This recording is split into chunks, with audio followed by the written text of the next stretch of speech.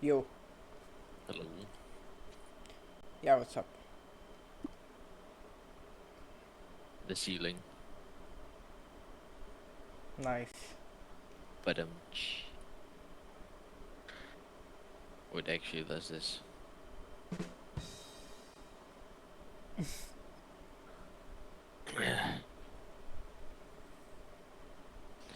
Yeah, So are we gonna wait for spectators or is it just us two right I now? mean, if they want to join, they will join. But yeah, sure, you can continue. Okay, so we just start now? Yeah, sure. Wait just a sec. Uh,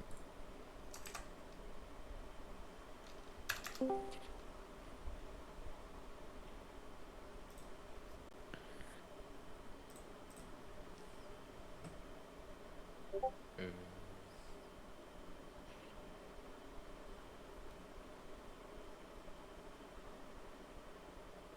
can you try speaking? Hello, can you hear me? Yep. Okay. Yeah, what do you want to discuss? Wait.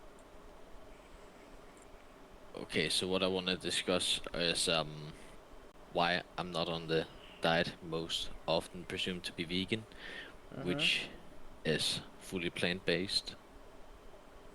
And I'd argue that one of the reasons why is because I don't believe that it is actually the most vegan diet. I believe that the diet that excludes animal suffering and animal deaths as much as practically possible is not fully plant-based, but rather includes animal products.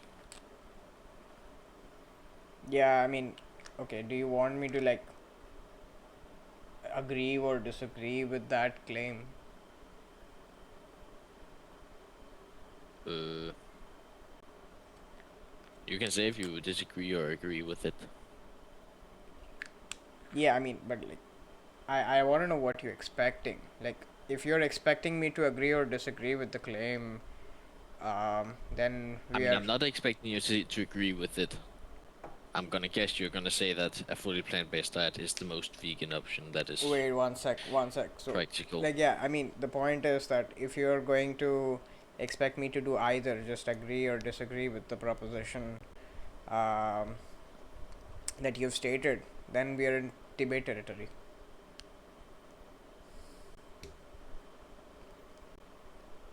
You made a claim, right? You made a claim that um, a, a fully a fully plant-based diet is not the most vegan diet, whatever the fuck that means. And Yeah, I'm going by the philosophical definition of veganism, which is like excluding no, not animal suffering and death philosophical as definition far of as. veganism, when did that Yeah, happen? there's this. Wait, vegan definition. I can. Isn't it like excluding animal suffering? Oh, wait here.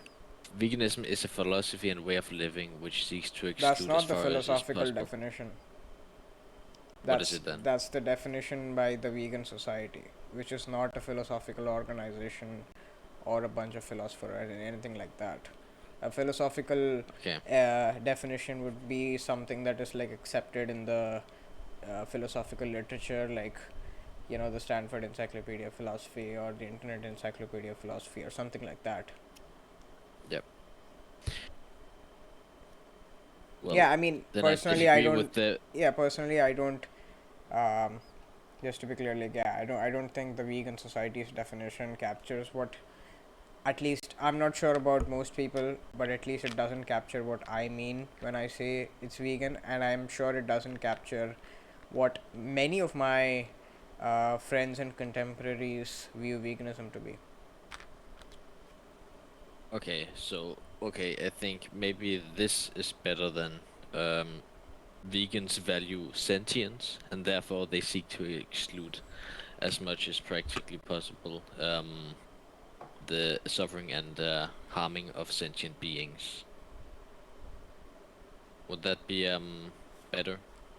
Not really. Okay, what would you say then? Is the vegan philosophical position. Yeah, I mean, sentience is a part of it, um, but it's not the be all end all of it. Then can you explain what you think? What is your position on veganism?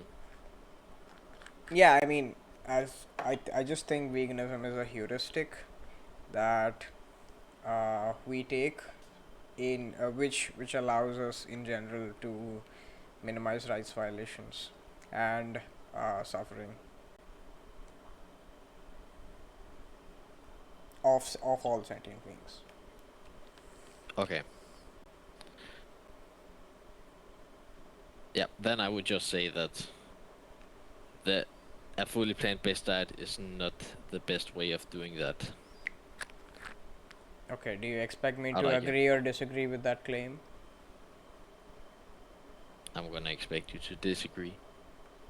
Okay, if you're expecting me to disagree or even agree with it, like then we're if you're expecting me to disagree with it, then we're in debate territory. So And what if I say I don't expect you to disagree with it? Oh wait, I don't expect anything of you. Then what would happen? yeah, then I'll say okay and move on.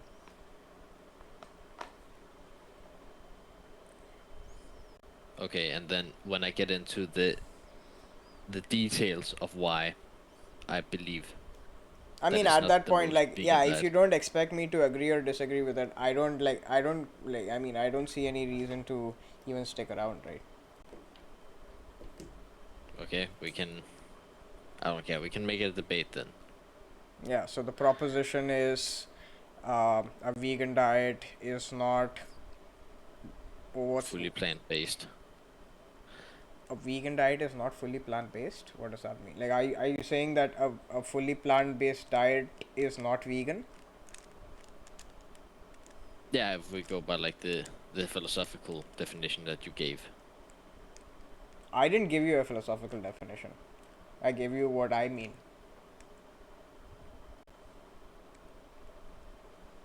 Okay, then Okay, so you want to argue the proposition that um, a fully plant-based diet is not one that minimizes rights violations um and or reduces suffering. Is that what you want to argue for? I would say it's not the best diet to reduce animal suffering and reduce rights violations. Okay, what do you mean by best way? Okay, I would say it's not the best practical way to do it. Well, that's well, okay. So the proposition is now uh, a fully plant-based diet is not the most practical. Wait, can you repeat the proposition so that I can type it down? um, isn't A fully a fully plant-based plant-based diet diet? A fully plant-based diet is not the best way to reduce harm and uh, rights violations of sentient beings, is okay. And which is also practical. how are you cashing out best? Um, the diet that excludes animal suffering and rights violations the most. Okay, relative to some other diet, uh, this one minimizes rights. This one doesn't minimize as many rights violations. Okay, I think I will change it to this. A fully plant-based diet does not um necessarily reduce the amount of suffering and rights violations done to sentient beings than Now, I don't think I would a disagree with that diet proposition. including than a diet including animal products. Yeah, then I wouldn't disagree with that proposition. If you're making the claim that it's not necessarily the best, then I don't think I would disagree with it, like, because if there like if you're just telling me that there exists some possible world where veganism is not the best, I don't disagree with that. So I don't know what you want to debate, because there isn't a disagreement. The disagreement is with respect to, like, if you're saying that it's the best Okay, or something like that. So okay, I think I might have an idea. Okay, so veganism is not the best way. No, wait. Okay, let's see. Okay, now you're now wait one sec. Okay, Now you're changing no, that proposition. So I'm wait, I'm trying to think of it. yeah, yeah, I hold didn't on. want to say the You best way. you Okay. went from fully plant-based diet to veganism. So veganism Yeah, is not necessarily a diet. So yeah, we yeah, are going to have like very different propositions. So do you yeah. want to Okay, so keep what it I would to say, fully plant-based diet, or do you want to change that to? yeah, I just usually when the word vegan is thrown around, it's usually to say fully plant-based diet, but it's just a mistake from me, a minor mistake. Yeah, fully plant-based, I would say. Um, but I would say consuming animal products is not less ethical, um, and does not produce more rights violations than eating plant foods. Okay, can you repeat the proposition? Consuming animal. Consuming animal products such as that could be meat, does not have more rights violations associated with it than if you ate plant foods. More RVs associated.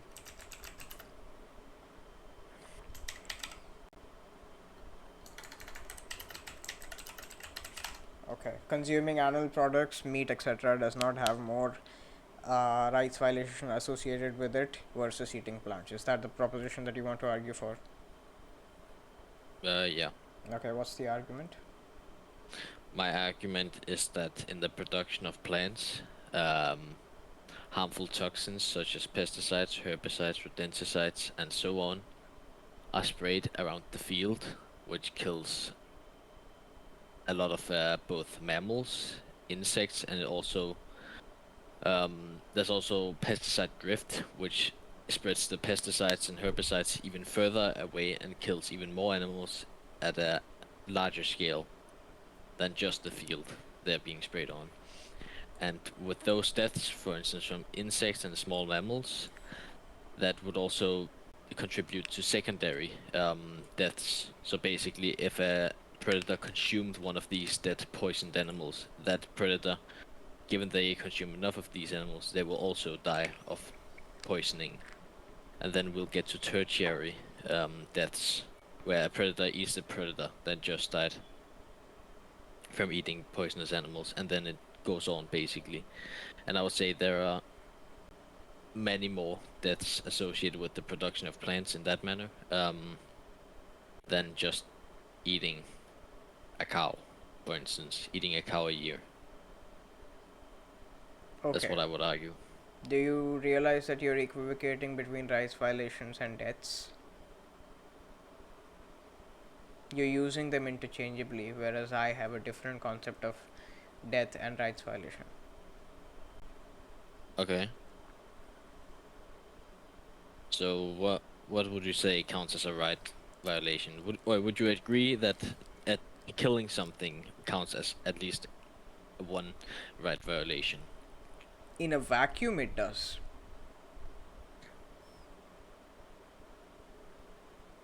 Okay. Mm-hmm. Yeah, I don't consider crop deaths to be a rights violation. Why not?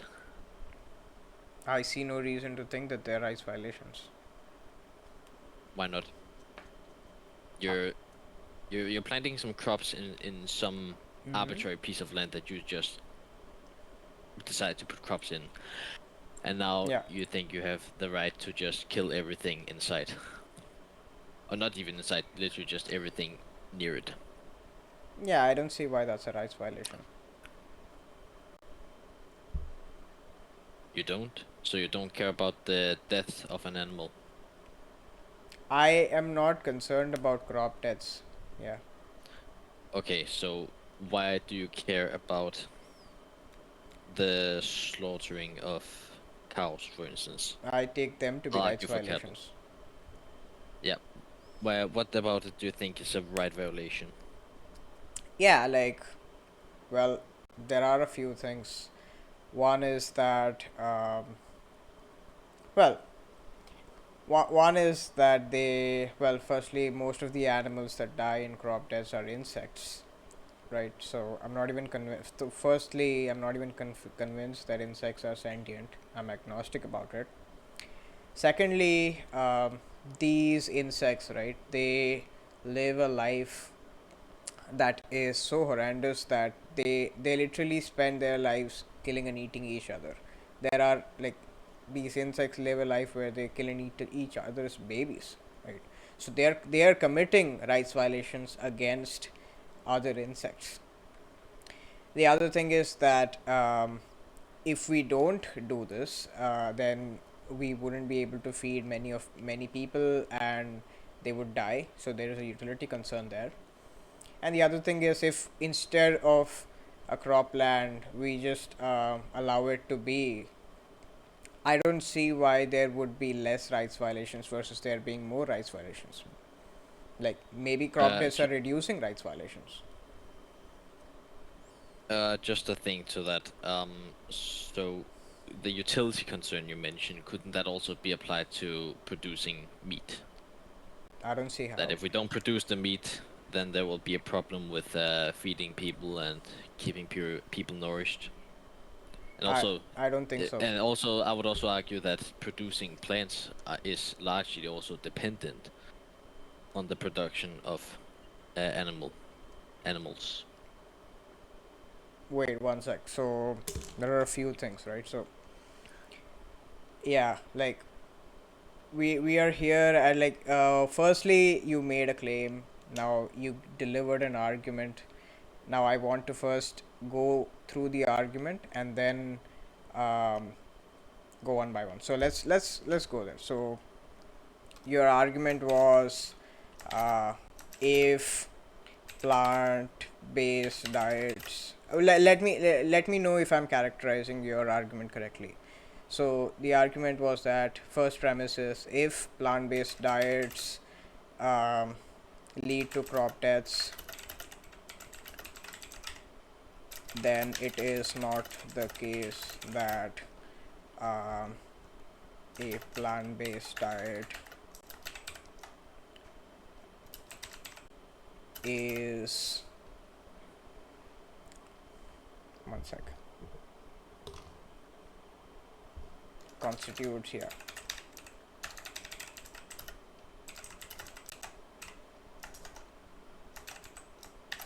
Okay, plant-based diets could lead to crop deaths. Conclusion.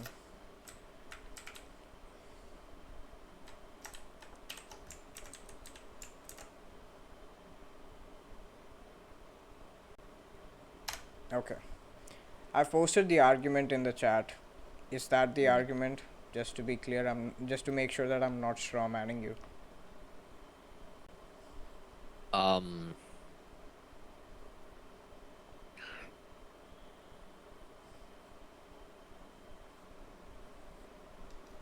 let me see.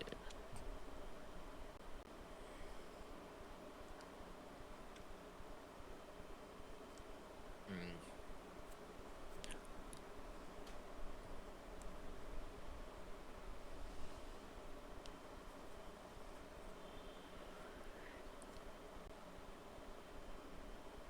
I mean, that seems about right. Mm-hmm. I mean, there is more to it than just crop deaths. Like what? Wait, let me see. I mean, but that would be like a utility concern that I don't really want to argue. Let's just keep that. Okay. But you could definitely add on to it when you get a bit more sophisticated in the argument. Yeah, I mean, straightforwardly, I So depending reject on where it P1. goes.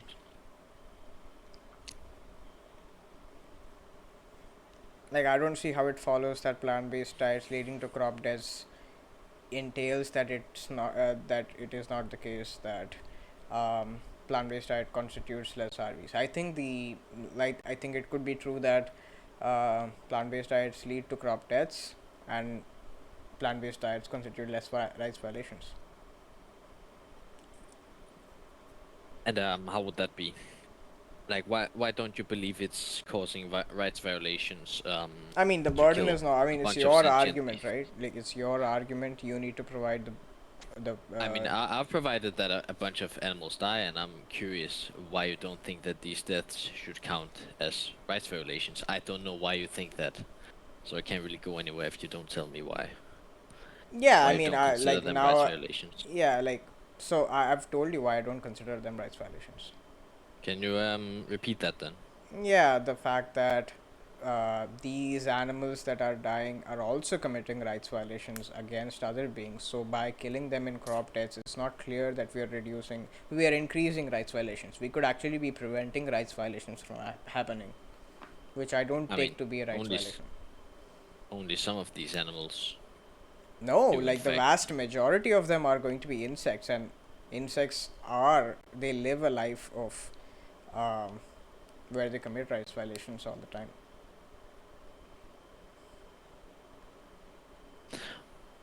I don't know. Could it be considered that it's not a right violation if they are doing this to survive? I don't see why Like that. if they, like if you don't, Yeah, I don't care about that. like for instance, in the case of lions, they they kill a gazelle and they eat it I consider because they that a need rights violation. because they need to because they need to, Yeah, I don't or care. else they'll die.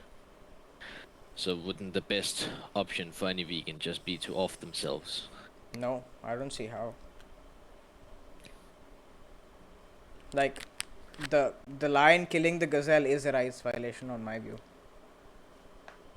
It is. Okay, do you also agree with like the notion that it could actually be moral to basically nuke certain parts of wildlife in order to stop rights violations?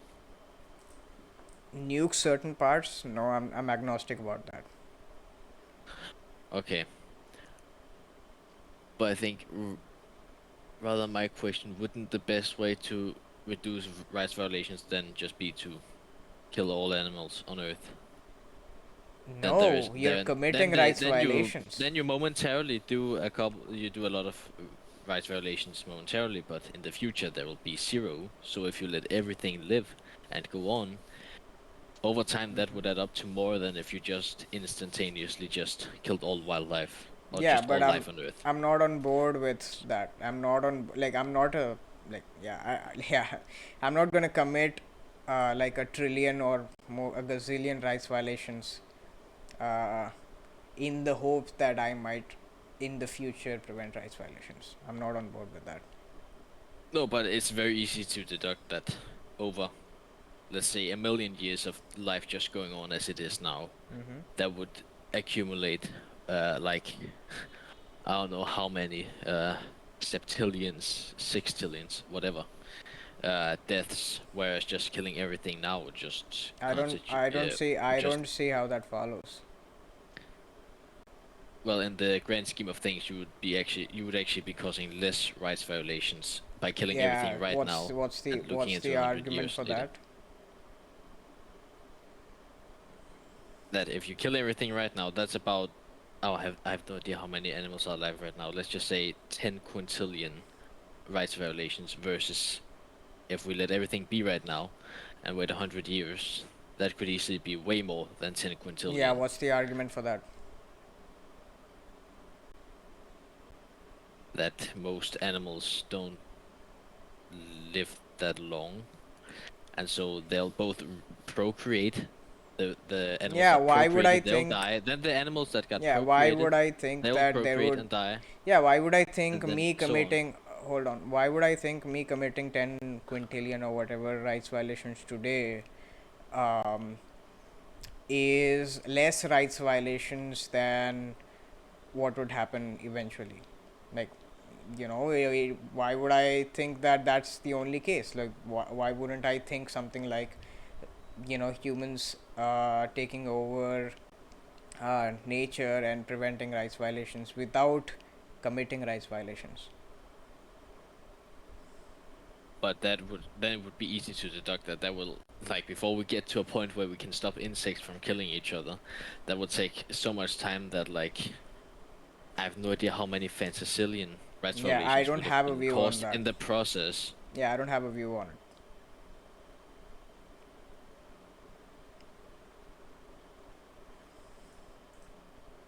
By the way, I'm not seeing how this is substantiating P1. So can you give the argument for P1? Which part of it? That P1 is one that proposition. I P. want an argument for P1. Yeah, but like it's basically made of two parts. There's one that says if it leads to crop deaths, then it constitutes less rights violations. Mm-hmm. But then it doesn't constitute less rights violations. But I would say deaths are at least a big part of what vegans consider a right violation.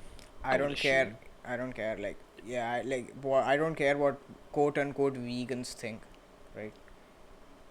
I only care about Okay, what my view is and whether you're interacting with my view. I'm not here defending okay. other vegans or anything like that. But you would also care about deaths.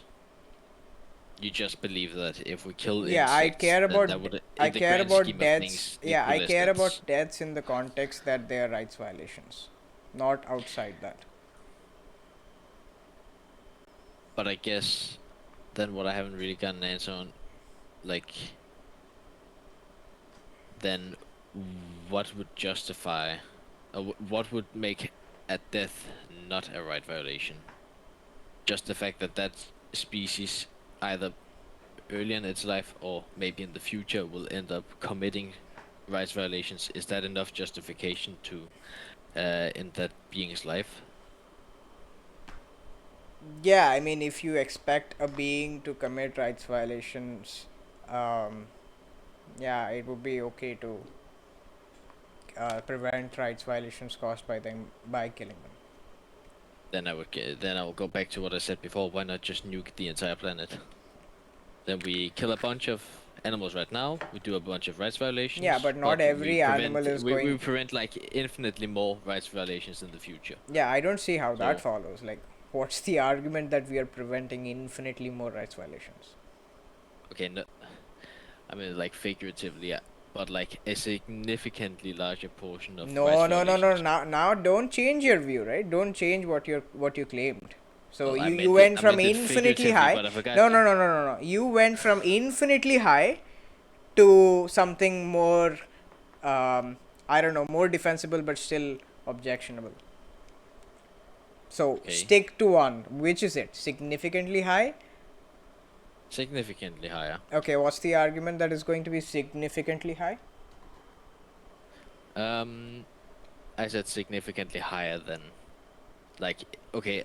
I would I'll explain it a bit more, a bit deeper. So if Look, we I kill every look, no, look, no, no, wait, look, wait. look. What I You mean is made the that claim, if right? You made the claim that there is yeah, going and to I'll like. explain it. I'll Yeah, explain yeah. it, Hold on. and then You made the claim that yeah. if we commit like whatever, like 10 quintillion rights violations today, in that world there would be less rights violations versus a world where we don't do it. No, I mean over time Yeah, there over would be time less in the rights world, violations. So like over a over million time. years. That's fine. Yeah, Yeah. over a million years, the world where we kill, uh, 10 quintillion or whatever arbitrary number of animals that exist on the planet, that world has less rights violations than the world where we don't do it. Yeah. Yeah, what's the argument for that? The basically deaths you say is one thing that constitutes a right violation.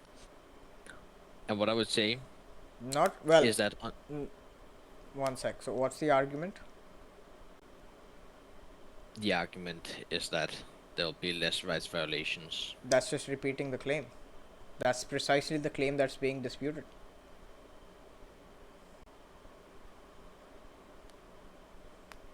Why the fuck would I accept the claim that there would be less rights violations?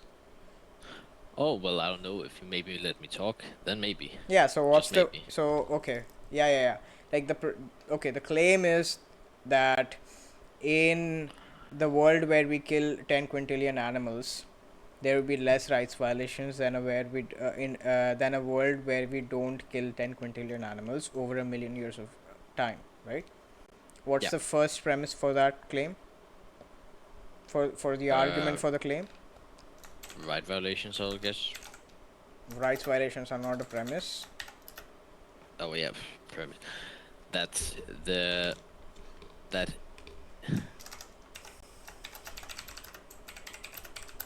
I don't know. I'm not good at premises. I don't know exactly how to word it. Mm-hmm. You can take your time to think about it.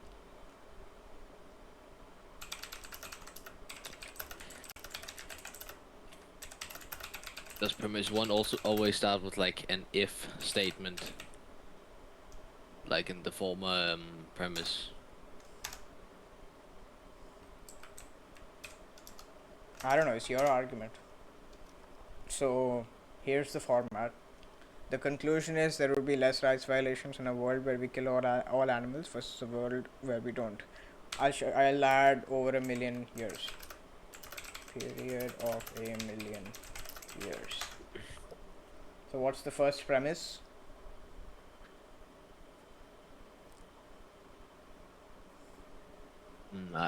I'm still not sure. I know what I want to argue, and I know what I think, but I don't know how to like phrase it into a premise. Exactly. Mm-hmm. I mean, that's not my problem, right?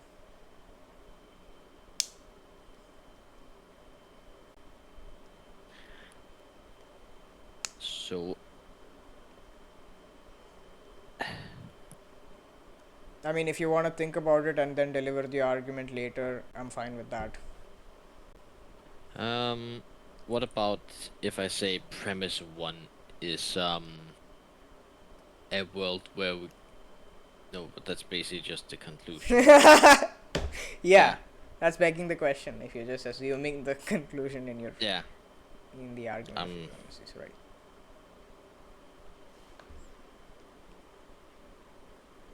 Oh, wait, now I get it. Now I get it a bit more. Mm-hmm. I'll say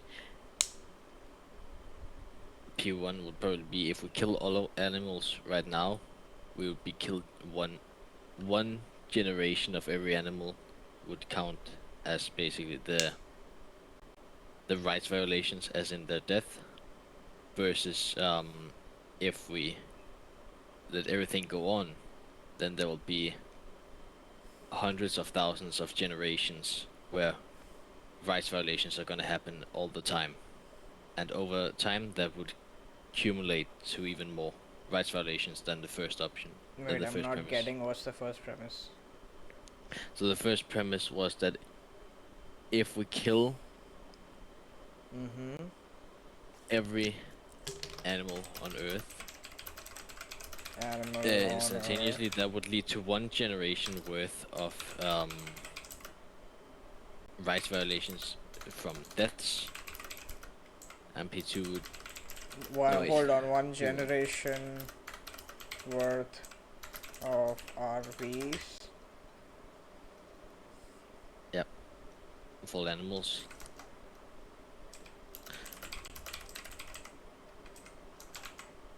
Hmm. Okay. What's P2? P2 would be then if we don't kill and if we don't kill every animal on Earth, that would lead to hundreds of thousands of generations worth of RVs constantly happening and would accumulate. Oh wait, yep, never mind, just stop there.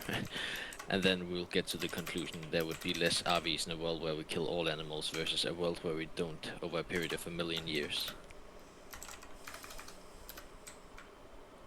Okay, so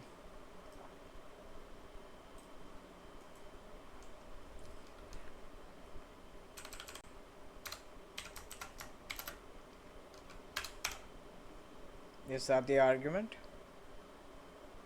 Uh,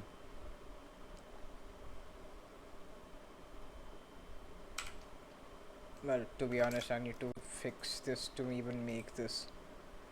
Uh, if we kill every animal on Earth.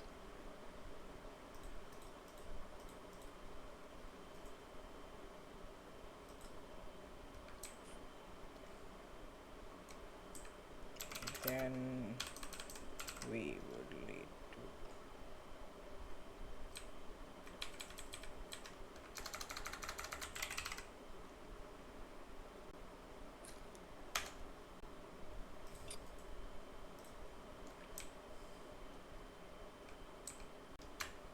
It seems fine. Yeah, what you've written.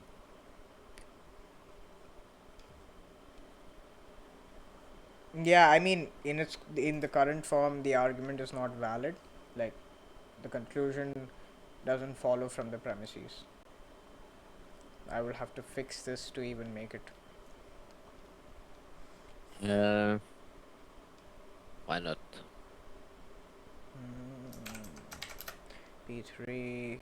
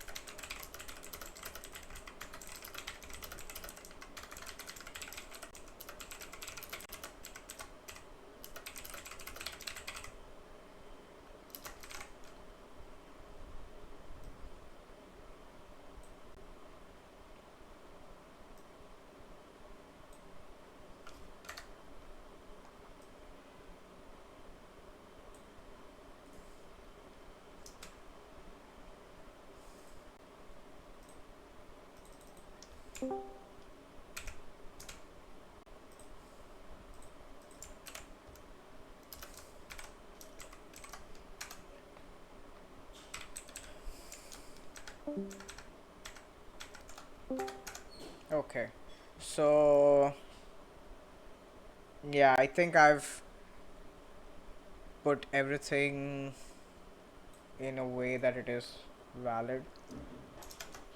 All you need to do is read uh, the argument and see. Tell me if you sign off on it.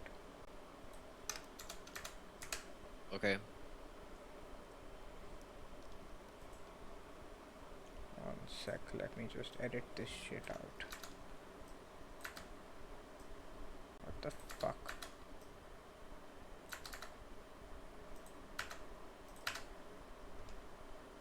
Yeah, seems fine.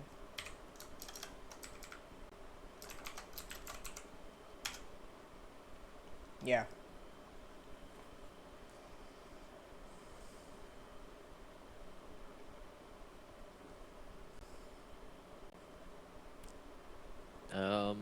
Yeah, that seems fine. Okay, what's the argument for P4? P4. Well, the argument for P4 is that, um, as you said, like these insects, they kill each other at a massive scale. Oh, Commit sorry, a bunch of sorry, rights. one sec. What's the argument for P2? P2. Okay.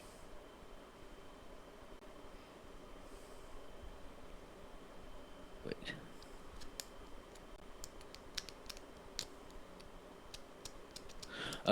P2 is basically like you said, like insects, they kill each other at massive scales and commit a bunch of rights violations. The same with mammals and basically all animals. Like a bunch of rights violations are happening each and every single second, even. So if we let it go on for like multiple, like many generations, then that is many different generations that are gonna be committed rights violations against. So basically, you have the first generation, they commit rights violation, they get committed rights violations against them. Then Mm-hmm. they get they produce offspring. Then the parents die. Then the offspring, they do the same thing as their parents. They produce more offsprings, and then the offsprings, the first offsprings die, and then so on, so on. And it's basically cumulative damage, or however you pronounce it, cumulative damage. Cumulative damage, yeah.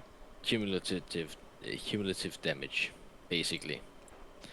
So over hundreds of thousands of generations, that would add up to more deaths than just a single generation of, well, rights violations. Yeah, I mean it's like it's a kind of a speculation because you're assuming that there is only two binary that we either kill all animals or we just let them be as it is.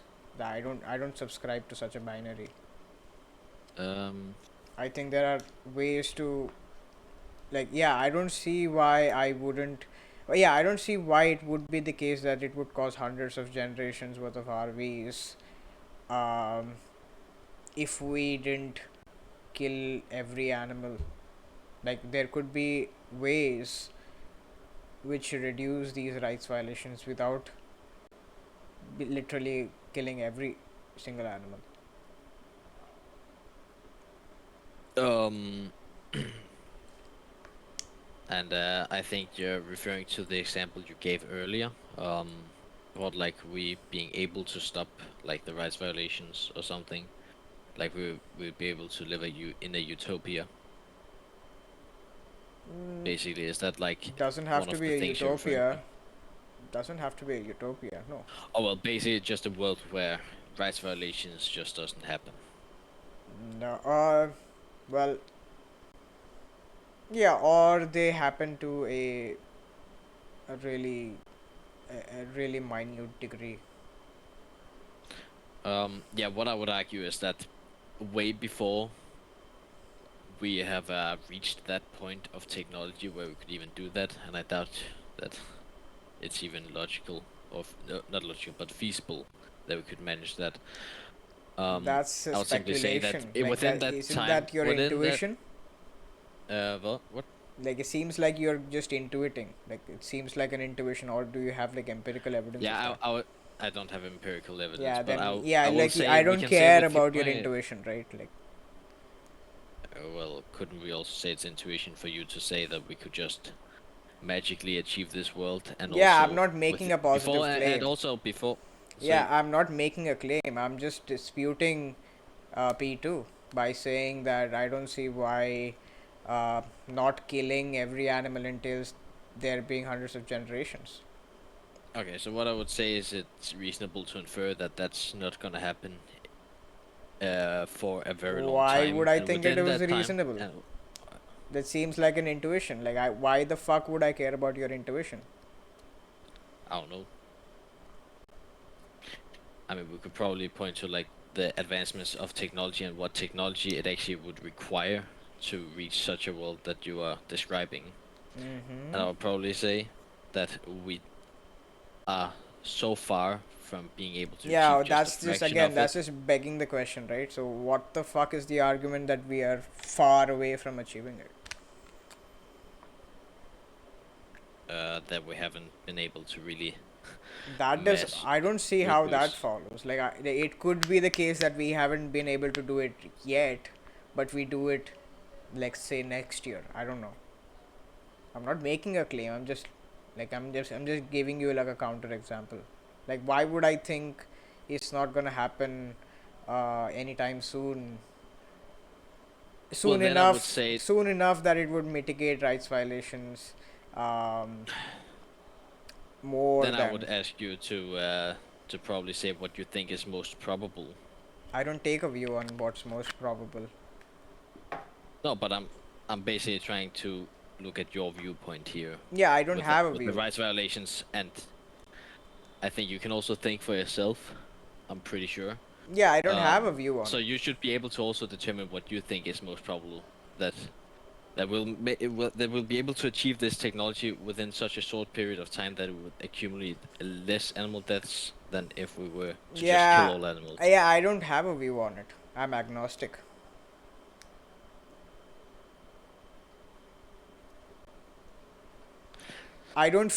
Yeah, I don't feel compelled to force myself to take a view where I don't have one.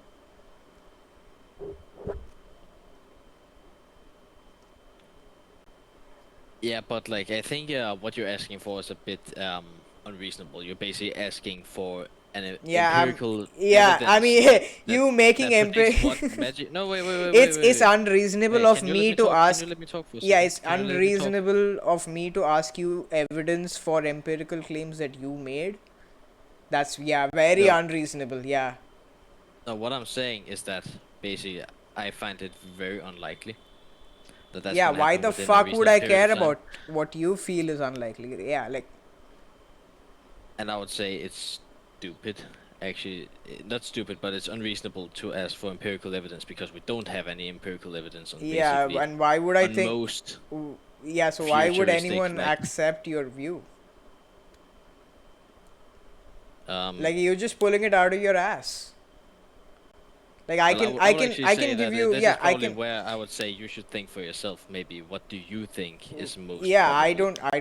I don't have a view on what's Like I most don't have probable. empirical evidence for either thing, but I know what I think is most probable, and you probably also Yeah, I mean, have to think what you think is most the thing probable. is, you pulled out a proposition out of your ass that this is going to happen, and you have no fucking evidence to substantiate it. I don't see why anyone would accept it. So I think Okay, what Appoota is saying is just that your propositions have no empirical basis. So if there's no empirical basis to support your propositions, then your argument doesn't fall through at all, because you can't base the empirics of a proposition on intuition. It's not. It doesn't logically, not just logically, it doesn't empirically follow as well, right? So your okay. argument falls flat, is what Appoota is saying. So what Yeah, if I say that it's what if I make like a probability claim? So basically, there's a yeah, I high would ask you to probability if we provide kill every the. animal. Yeah, I would ask you to provide the probability analysis.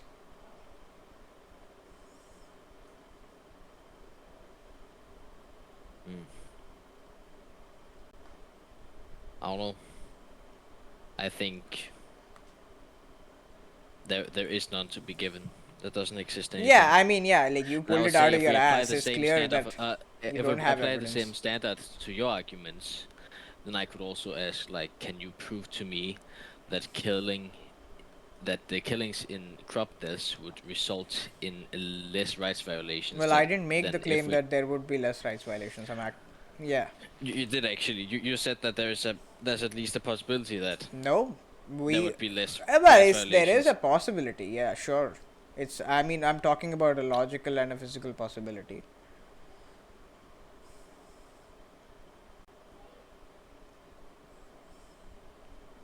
I don't. I just don't. Gonna have to be honest. I don't really see how that argument is useful. Useful for what?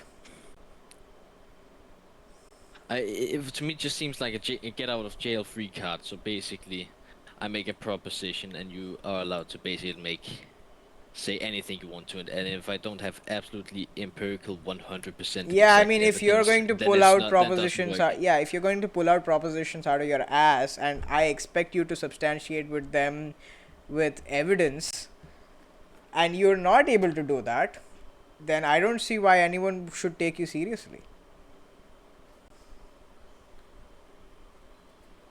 Okay. So if I may, like what Yeah, Apputa yeah, did sure. wasn't to make a claim, right? Apputa put forward a hypothesis. You have to now demonstrate why your hypothesis is more probable than his, right? Yeah, you could put it that It's way. not like yeah, he's not making a claim, right, that he needs to defend. You made a claim. He provided an alternative hypothesis. Like he doesn't have to prove it or anything. You have to prove why yours is more likely. Yeah. I just think there is no proof. Basically, Yeah, I mean, that's pretty much clear to me. we can't. Yeah, I would just say Yeah, think for yourself. so do you. What does Okay. the individual person who's listening to this? What do they think is more probable? That we create some Yeah, magic so technology that no one wait. sec. Are you going to No, you retract? have not Are let you me going to talk throughout this entire discussion. Are you going to retract Wait. this argument? No, maybe No, we'll see. no, that's not an answer to the question. I asked you, are you going to retract the argument on grounds that you have no evidence to substantiate one of the premises?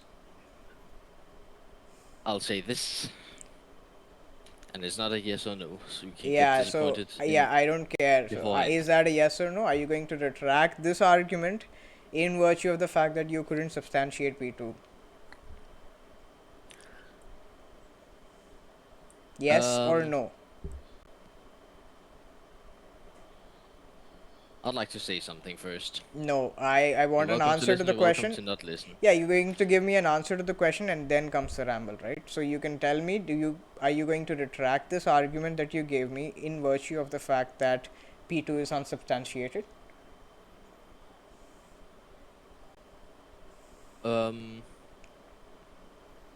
thing is, I don't know yet. Just have to give an answer.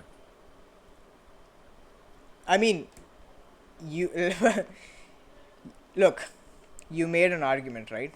And P2 of the argument hasn't been substantiated. You admit having no evidence for it.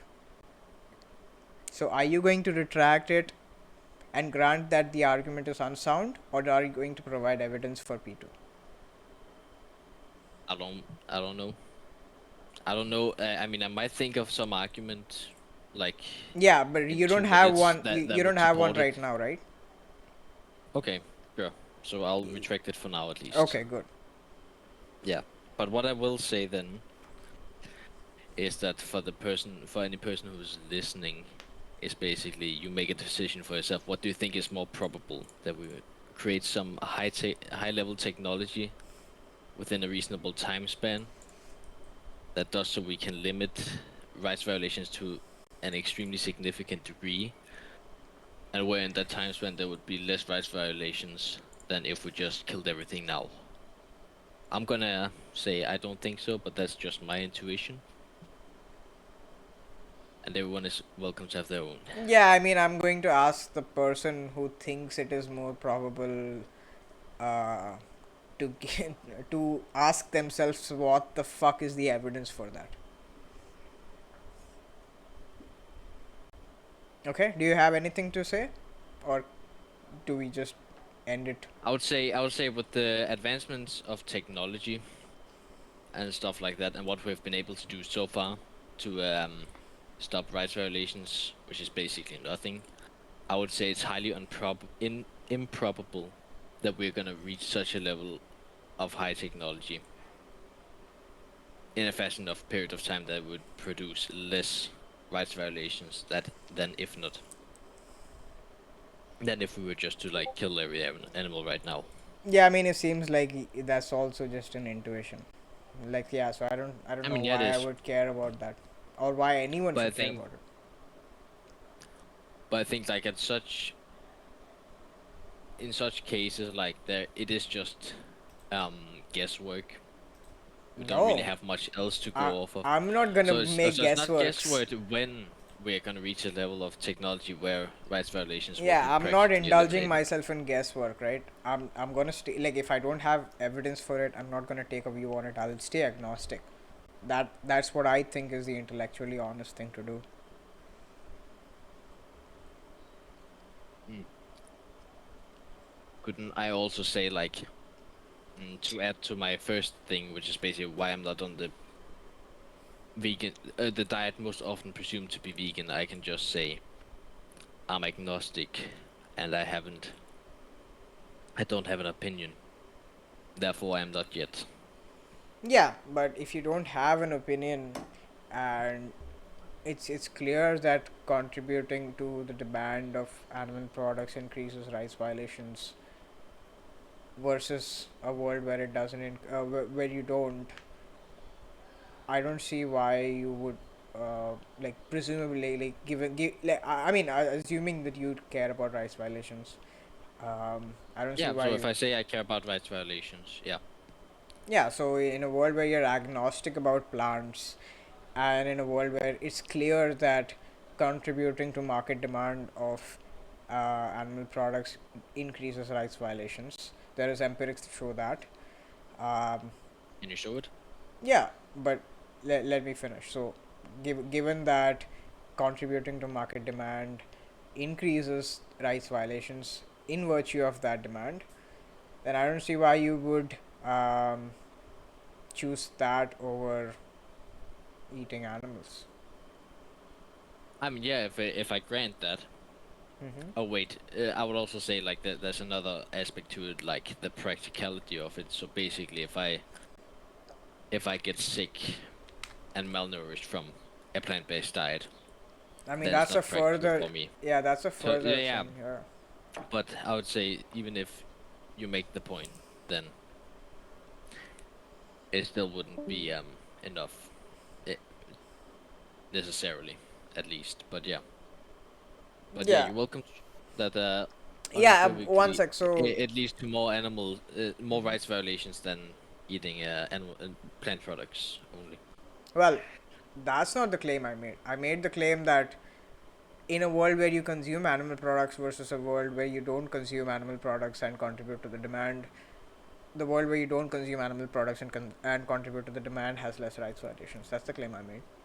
I didn't claim that it's going to have less rights violations than um, Okay, the so plant case. The and when plant and case, when I'm we talk about agnostic a on. world, and when we talk about this hypothetical world, we're basically talking about like this world, but if livestock just didn't exist versus wait No, I'm talking versus about a uh, world where you stopped consuming animal products. yeah, so basically we don't have livestock. No, in a world where Olicsa doesn't consume animal products versus a world where Olicsa consumes animal products. Ah, okay, yeah, sure. Now I get it. Okay. Yeah, so before I go there, I think Zulu wants to say something. Zulu, is it something? No, no, yeah, you should finish your conversation because this is about the probability of us actually eliminating rights violations. So at least we're Oh, significantly reducing. Yeah, yeah, I think that's a long one. yeah. Uh, okay, I'll just post it in the VC text. Give me a sec.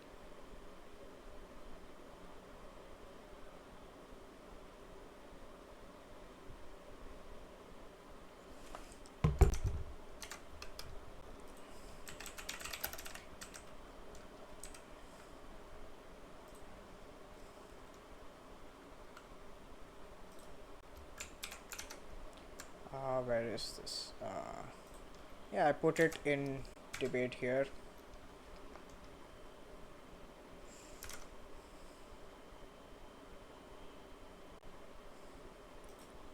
Did you find it? Yeah. Yeah.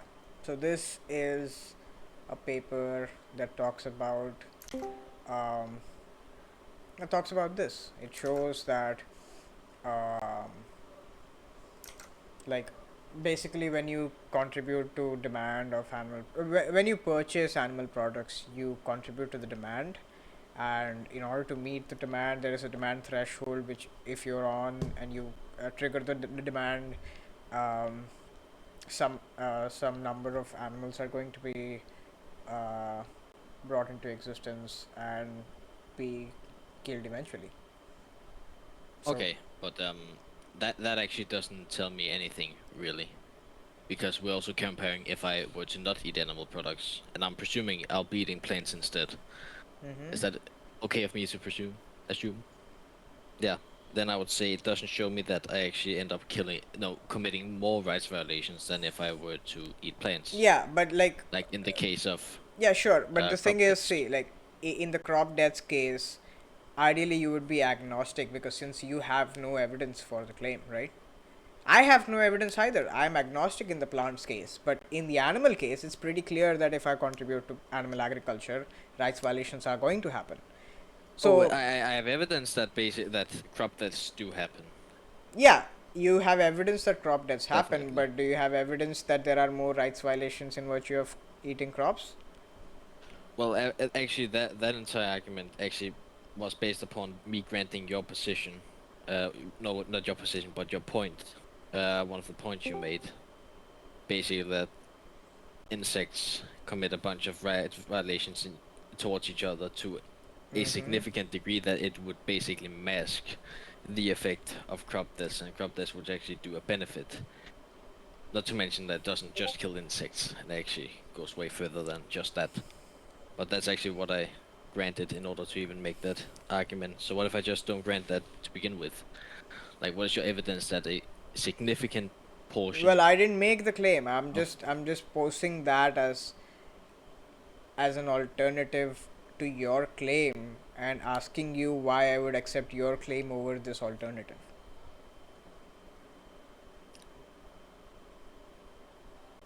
I'm agnostic, by the way. If so like you're if I haven't mentioned that like 100 times already, I'm agnostic about crop deaths increasing or decreasing rights violations. But you're saying that crop deaths increase rights violations. So the burden is on you to show that crop deaths increase rights violations versus they decrease it.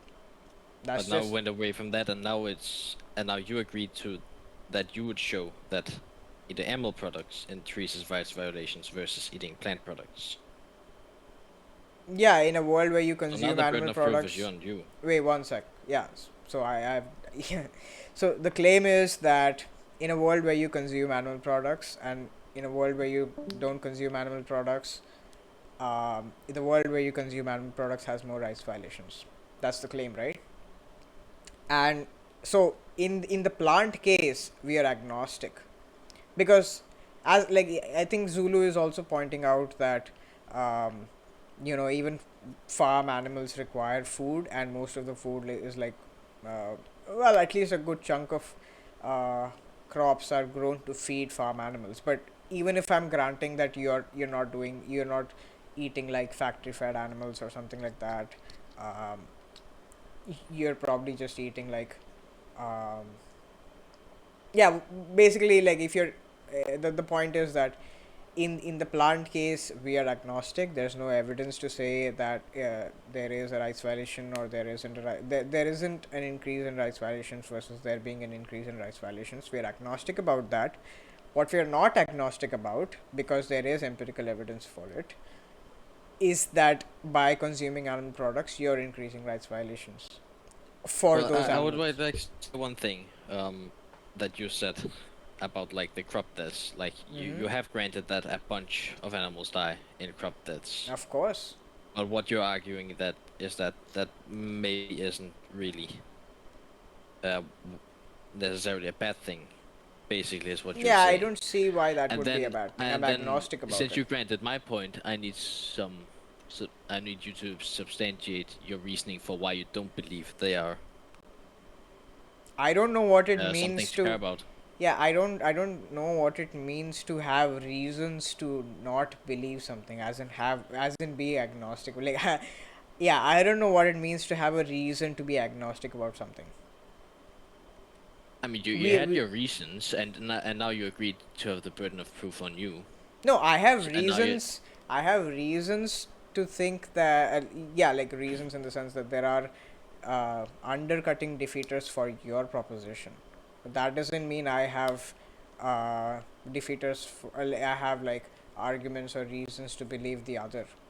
So I have but no if reason to you accept yours, but I don't have but if you want to talk about like which world produces less animal rights violations, then you also need to talk about crop deaths. So you can't just say, "Oh, man, no, just a second." Yeah, but then we are agnostic about prop deaths because there is no evidence, right? So we are holding that constant for now until we have evidence, and then but then we are also looking at No, the but rights violations that your are caused claim by. was that your claim was that a world where I don't consume any animal products would lead to less rights violations than if I did eat animal products. Then that's not being agnostic. No, no, Then no. that's you saying that it Yeah, word. actually produces more rights violations. No, no, So no. that's So not I'm not agnostic. saying there will be more rights violations on the net. I'm saying there will be more rights violations entailed on the farm animals versus there being um, less rights violations. So in the crop What is your deaths evidence part, of that? yeah, I posted the evidence that there would be. No, but only for the meat side. You can't just assume that there are less deaths in the rights violations in No, the I'm crop not deaths assuming that. argument. Yeah, I'm not assuming anything. Are you not? No. So you could think of it like, um, you know, you could think of it like a mathematical equation, right? So in the crop deaths case, you're agnostic, so it's x. Um, so on one side of the equation there is x, and on the other side of the equation you have some empirically calculable number. So if like for instance, if we go by the number cited in this paper, um, you have like um, a more than 90% chance of killing at least 900 chickens. So on one side you have 900 rights violations at the very least. um, yeah, that's like the bare minimum. And on the other side you have x, which could be anywhere from, like, you know, it could be negative or it could be positive, so you have this huge range. Yeah, but you granted that it does kill a bunch of animals, so that's already you granting there are a bunch of rights violations, No, and I'm then Wait, not what you haven't granting there will be. can substantiated I is your reasoning for why those No, no, no, no, rights no, no. violations don't matter. Yeah, I'm not can I can I I'm not make a even point? granting though that they are rights violations to begin with. Wait, Appoota, can I Yeah, yeah, try go making ahead. a point? So this is something which I haven't really heard anybody else say. So I could be completely wrong about this, but the reason I'm just going to I'm going to ask a question. I'm going to steelman what you might say, and I will just go ahead and continue. Right. So if you were to ask me why does crop deaths even occur? I'd say because people are non-vegan. If people were vegan, they would look at ways to avoid crop deaths in the most what I call it in the most prima facie way. Like if the world was vegan, most vegans would consider crop deaths to be bad because, let's say, they aren't logical enough to think about rights violations. They don't know philosophy, they don't know logic, etc. So I'm going to hypothesize and I'm going to just grant that, let's say, most of the world will assume that crop deaths are bad, and then they're going to go to farming methods which avoid crop deaths, like veganic farming, like aquaponics, aeroponics, hydroponics, vertical farming, which reduces all these forms of crop deaths as well. Let's All this is only if I grant in the first place that crop deaths are rights violations, right?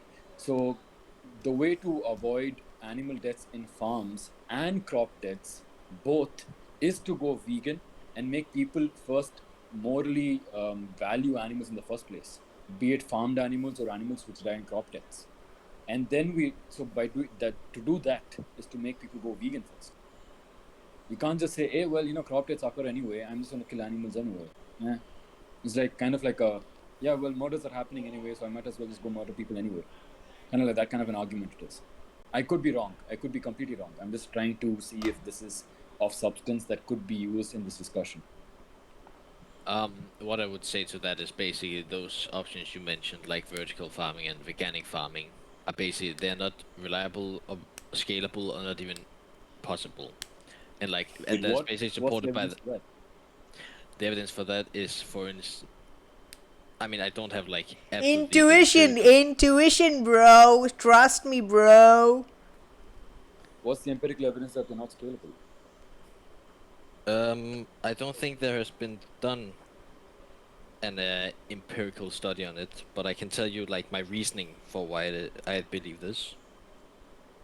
I think I mean, it is. I would say it's pretty convincing. So just hear me out, please. okay, go ahead. Yeah. So one thing is that basically every person, organization, or anyone who's ever tried like veganic farming, they have always failed within a certain period of time, and those that haven't failed are just doomed to fail. Most likely, judging from But history. is And that the that's reason? basically because of different reasons. Basically, you need manure from livestock to fertilize the land. Otherwise, the soil gets depleted of nutrients, and it's basically Wait, then it vertical becomes farming is desertified. soilless farming. I don't know what you're talking about. What? Vertical farming is soilless farming, like Oh, aquaponics, aeroponics. I was talking about the veganic farming. Veganic farming, I don't think it uses manure, animal manure. Animal No, manure is that's the not a problem. That's why it's necessity. failing. One of the reasons. What? Do you have empirical evidence for that? I mean, I don't have anything. I can find something for the next debate. I'll make sure to do that. Sure, sure. Maybe I don't. did not think it would go this way, so I Okay, didn't prepare for okay, that fair thing enough. specifically. So Okay, I will fair find it enough. for next time. I mean, I Okay, don't like- fair see enough. why. I mean, the point is that you don't have empirics for anything. With respect to crop deaths, you have no empirics for there being more rights violations entailed versus less rights violations being entailed. So why would I? Yeah, why would anyone grant that? And also, just to quickly finish my point, you just said something. Sorry, Appoota, but you just said something that people have tried and tried and it's always failed. It's almost like 200 years ago, people always try to fly, but they always fail. They always failed at flying. Turns out technology happened, and today we have planes. So I don't see why that logic would follow. Anyway, sorry, that's my point. Go ahead, Appoota. Yeah, I mean, the point is that I see no reason to accept like the argument to be sound. It just seems like an intuition, which I don't think anyone here would share.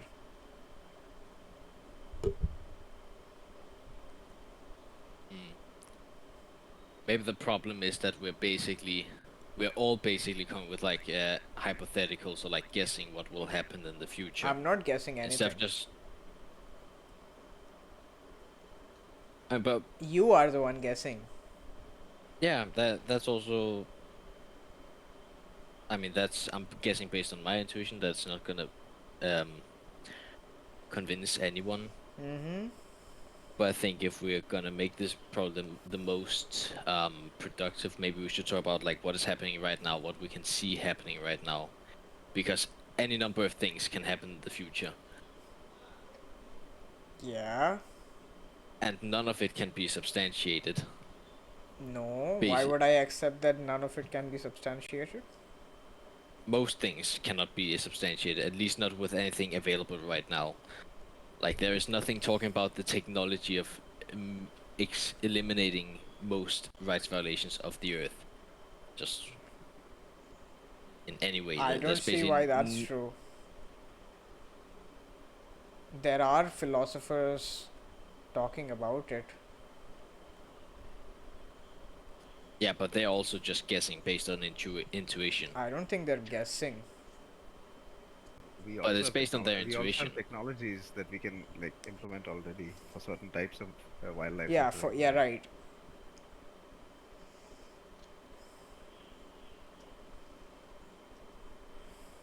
Yeah, I think it's more worth to look at it like what's happening right now. The thing that is happening right now Why is it more is worth that to look at we that? cannot make because again, like with the future, there's like so many different possibilities. Each possibility pointing either in my favor or in your favor, or in the vegan favor, the fully plant-based diet favor, or not in their favor.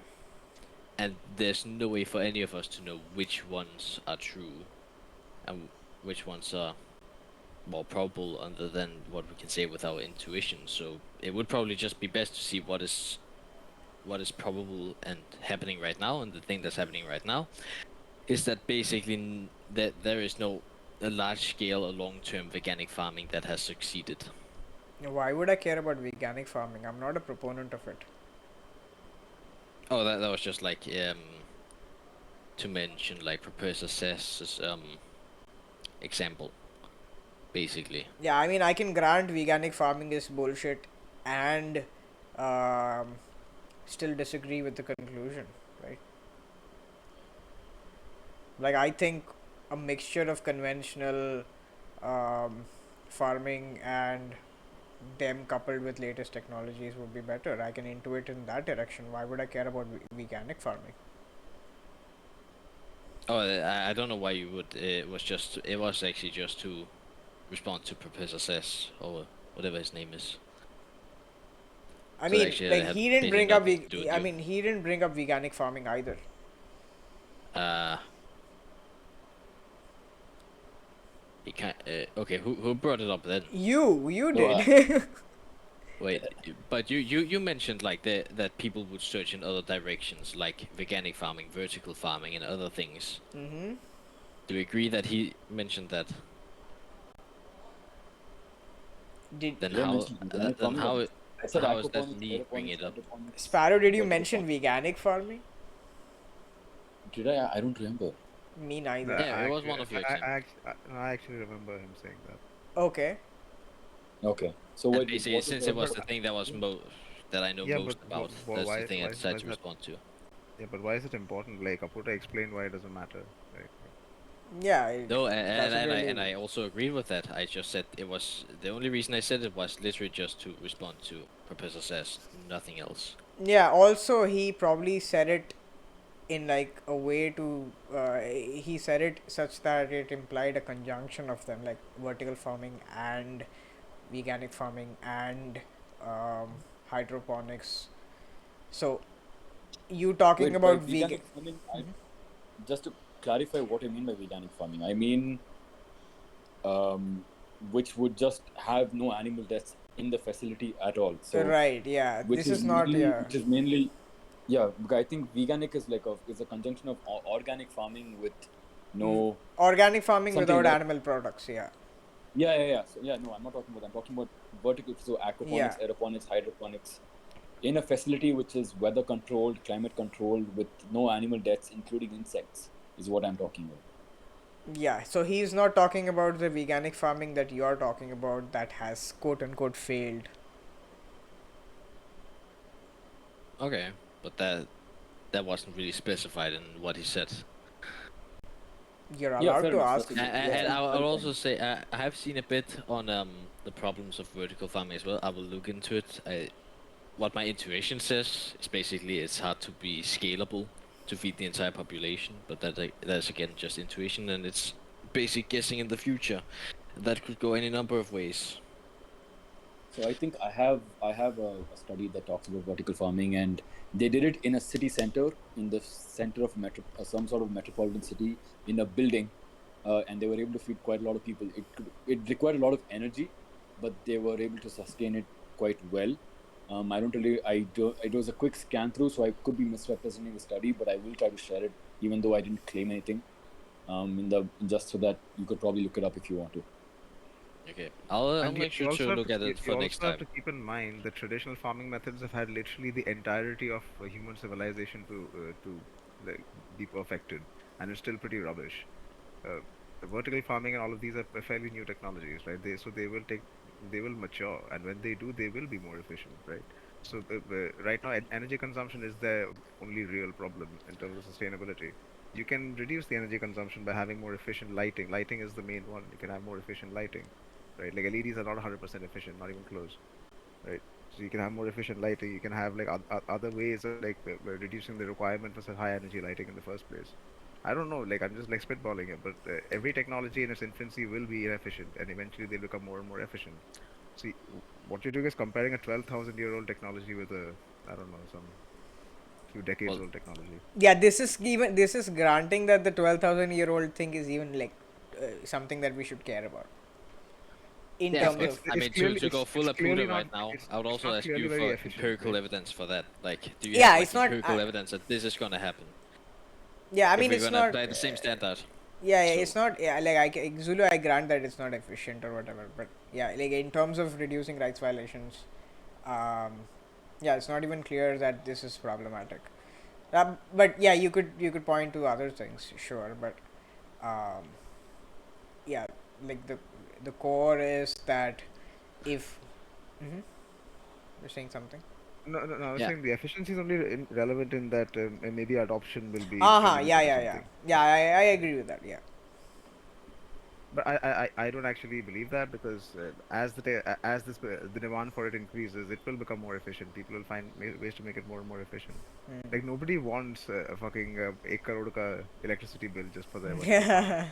Right? They will look at ways to do it to reduce that. hmm. I think your assertion with like the agnosticity of like crop deaths, to me it sounds like basically one of the vegan talking points I've heard regarding crop deaths is that we have exact numbers of how many livestock animals are killed, but we don't have like exact numbers of how many um animals are killed in crop deaths. So therefore we shouldn't care about it. It's basically what I'm getting. Well, it's not that there. Well, So I mean the thing is we can't really get any numbers on how many animals are killed in crop deaths. We have estimates and we can guess a bit and we can use our intuition. We yeah, can look like at the problem different is things that. available. So I think just saying that there is not anything 100% empirical to show exactly how many rights violations that are being That's not committed what. in That's crop not deaths the is not claim an either. argument for why. Yeah, that's not the claim. Like, the point But you is want that. like empirical evidence Yeah, I want empirical. for it. So there is a specific. There's a specific criteria for us to care, right? The specific criteria is that it increases rights violations, right? And in the animal case, it's like every animal that dies in the animal agriculture industry, that it tracks, each one is a rights violation. We can easily map it on to yeah, like we take the number of animals that are killed by animal ag, and that's literally the number of rights violations. But Wait, wait. Why is one animal one rights violation? For example, a cow being raped oh would be a yeah, rights yeah, yeah, violation. yeah, yeah, that's true. Yeah, I'm sorry, Yeah. I should add that. Yeah. So yeah, so yeah, we could say minimally there is one, but there is definitely more than one. So even if you like, if you're killing like trillions of animals, you're probably committing multiple rights violations in the duration that you're breeding and killing them, right? So breeding them is a rights violation. Keeping them um, keeping them captive, um, and slitting their throats, everything counts in favor of it being a rights violation. So the number of rights violations on one side tracks very closely, and in fact is greater than the number of deaths in the animal act case. But in the plant agriculture case, it's not clear that like, yeah, we actually have reasons to believe that believe the opposite. That doesn't mean we should believe the opposite, but we have reasons to believe the opposite, that most deaths that are happening in crop deaths, um, like it doesn't actually track a rights violation, because every death that happens in crops violation could actually be um, of an animal that's going to kill another animal and commit a rights violation. So you're actually preventing rights violations in that sense. So, but in the absence of empirical evidence, of course, I'm going to be agnostic about it, um, even though there are like countervailing reasons in the opposite directions. But in the Animal Act case, the number of rights violations actually tracks closely and also exceeds the number of animals that are killed. So if you're killing 10 trillion, um, whatever, like 10 trillion animals or whatever, um, you are committing multiple rights violations against each animal. So minimally you're committing 10 trillion rights violations, but considering that their lives, their entire lifetime would constitute many more rights violations, like being bred, um, being captive. So there are at least like 3 or 4 rights violations that are happening, assuming they happen only once. But this is not true. This happens many times. Like, um, yeah, basically the scaling of rights violations is just going to increase in one direction, but it doesn't scale in a similar manner in the crop deaths case. Okay, then I have a question. In the case of like a rodent being poisoned by rodenticides and it's suffering and bleeding, internally bleeding, and having a very painful death for like a couple of weeks before it finally dies, does that count as much as does that count as one rights violation versus also if you kill like a cow in a millisecond? Does that Are those two deaths equal in like one rights violation? In a vacuum, they would both be rights violations, but Yeah, but in the are crop they deaths equal? case, I'm not granting that they are rights violations. Are you asking me if they have equal weighting, like killing a cow and killing a mouse? No, I no. What I'm asking is basically the suffering of the animal, basically, like where it's in intense pain. Mm-hmm. So in the case of a cow, they're killed pretty quickly, like within the span of a second, they're dead. And What's in the the case of empirical a, evidence for that? you That want just, empirical? Okay, yeah, I have that's a it. question. Do you not grant that they die quickly when they are being shot in the head? Is that the thing you're curious about? Yeah, because we Uh, have plenty of cases where cows are alive until they reach the end of the line when it comes to like meat processing or whatever. There are instances of that. um. Also, like there are also people who survive being shot in the head, like actually shot with a bullet, like not just a Mm. bolt gun. So, yeah. Yeah, okay. Then we can say I don't know how much time you're suggesting they live. A couple of seconds then, I'm not or suggesting something. anything. I'm agnostic about how long they lived. It's an empirical question that I don't have answer to. But it's Okay, clear I that, can just I don't have any empirical evidence right now, so I am fine with granting that. Honestly, it still doesn't. I mean, the fact that it's alive for a couple of seconds versus just within 1 second doesn't change my argument at all. In the case of the yeah, rat but or I'm the not even granting it's a mouse, couple seconds, right? I'm not even granting that it's a couple seconds. how much are you granting? A minute, 2 minutes, Yeah, 5 minutes, an hour? I'm not granting anything. Like, No, no, what not what you're granting, but like what did you say?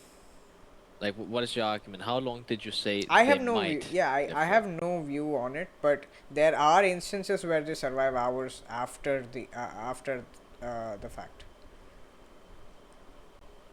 So I'm not taking a view on what the average time a Can you cow. send some evidence for that? Yeah, I guess it's documented in many documentaries, right? Sparrow, do you have access to those? I mean, Sorry, to what? To the documentaries? To like, animals surviving until like until they reach the end of the meat processing, this thing. but basically, I mean, Okay, I could so also grant that as well. empirical empirical evidence just show that the animal is struggling till the end of its life. No. And Like evidence that after they have been quote unquote killed in a slaughterhouse and they are processed, like they're still alive after some point. Like oh, right, they, right. yeah, Yeah. Like I think Dominion is a good documentary that shows a lot of this. yeah. Dominion, Earthlings. These are like, um, Yeah. yeah. Well, what I've heard at least, I mean, I have some bookmarks on my other PC. I can get them for next time, but I have seen that in many cases these recordings are either taken in like very like specific, like 1% of slaughterhouses where they just don't do it well, they don't do it properly, and in some cases downright fabricated. And if you want evidence for that, I can I can plug in my old PC and I can find the bookmarks where I had it, and I can send it to you. But regarding the like killing of the cow, even if I grant that in some very few cases it survives for hours, Mm-hmm. that still isn't even close to like a rat dying out for basically 3 weeks, suffering immensely. Yeah, but But it you was mainly realize also that just a there's going. hypothetical. Do they count as the same if a rat suffers for 3 weeks versus if a cow suffers for 1 second or 1 millisecond or whatever? Are those deaths comparable in like rights violations or something I'm different? not even granting that the rat case is a rights violation to begin with.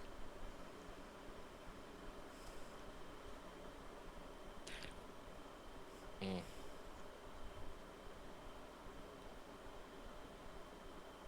Yeah, the crop deaths argument is probably going to be a bit more difficult in the way that you view veganism, at least. Of course, Rights violation. it's Yeah, not. I mean, it's difficult actually a is tricky one. putting. I've never heard it before. It's actually a tricky one. I might have to think about it for the next debate, and I'll get some sources ready. Thing is, I had a bunch of sources ready, but we just didn't get to that point. I thought you were gonna talk about like the feed and stuff, Yeah, and I prepared for that because that's basically the only thing I've heard people talk about. But I guess it's a bit more tricky with your position. So I'll think about that one. yeah. I mean, Next unless time. you have like unless next time you show up with empirical evidence, it's not gonna be persuasive to anyone because your argument literally contains a premise that is empirical in nature, and I don't think there's going to be empirical evidence for that anytime soon. So good luck with that, I guess. Yeah, I might just find another premise as well. But Yeah. what I would say is, I mean, what I would say is basically with this whole thing, it is just guessing, like with the available evidence. We have to guess a bit and use our own intuition. And I would at least say that with my intuition, I think it's pretty clear that Yeah, I mean, I don't. more I animals die wouldn't. in crop deaths.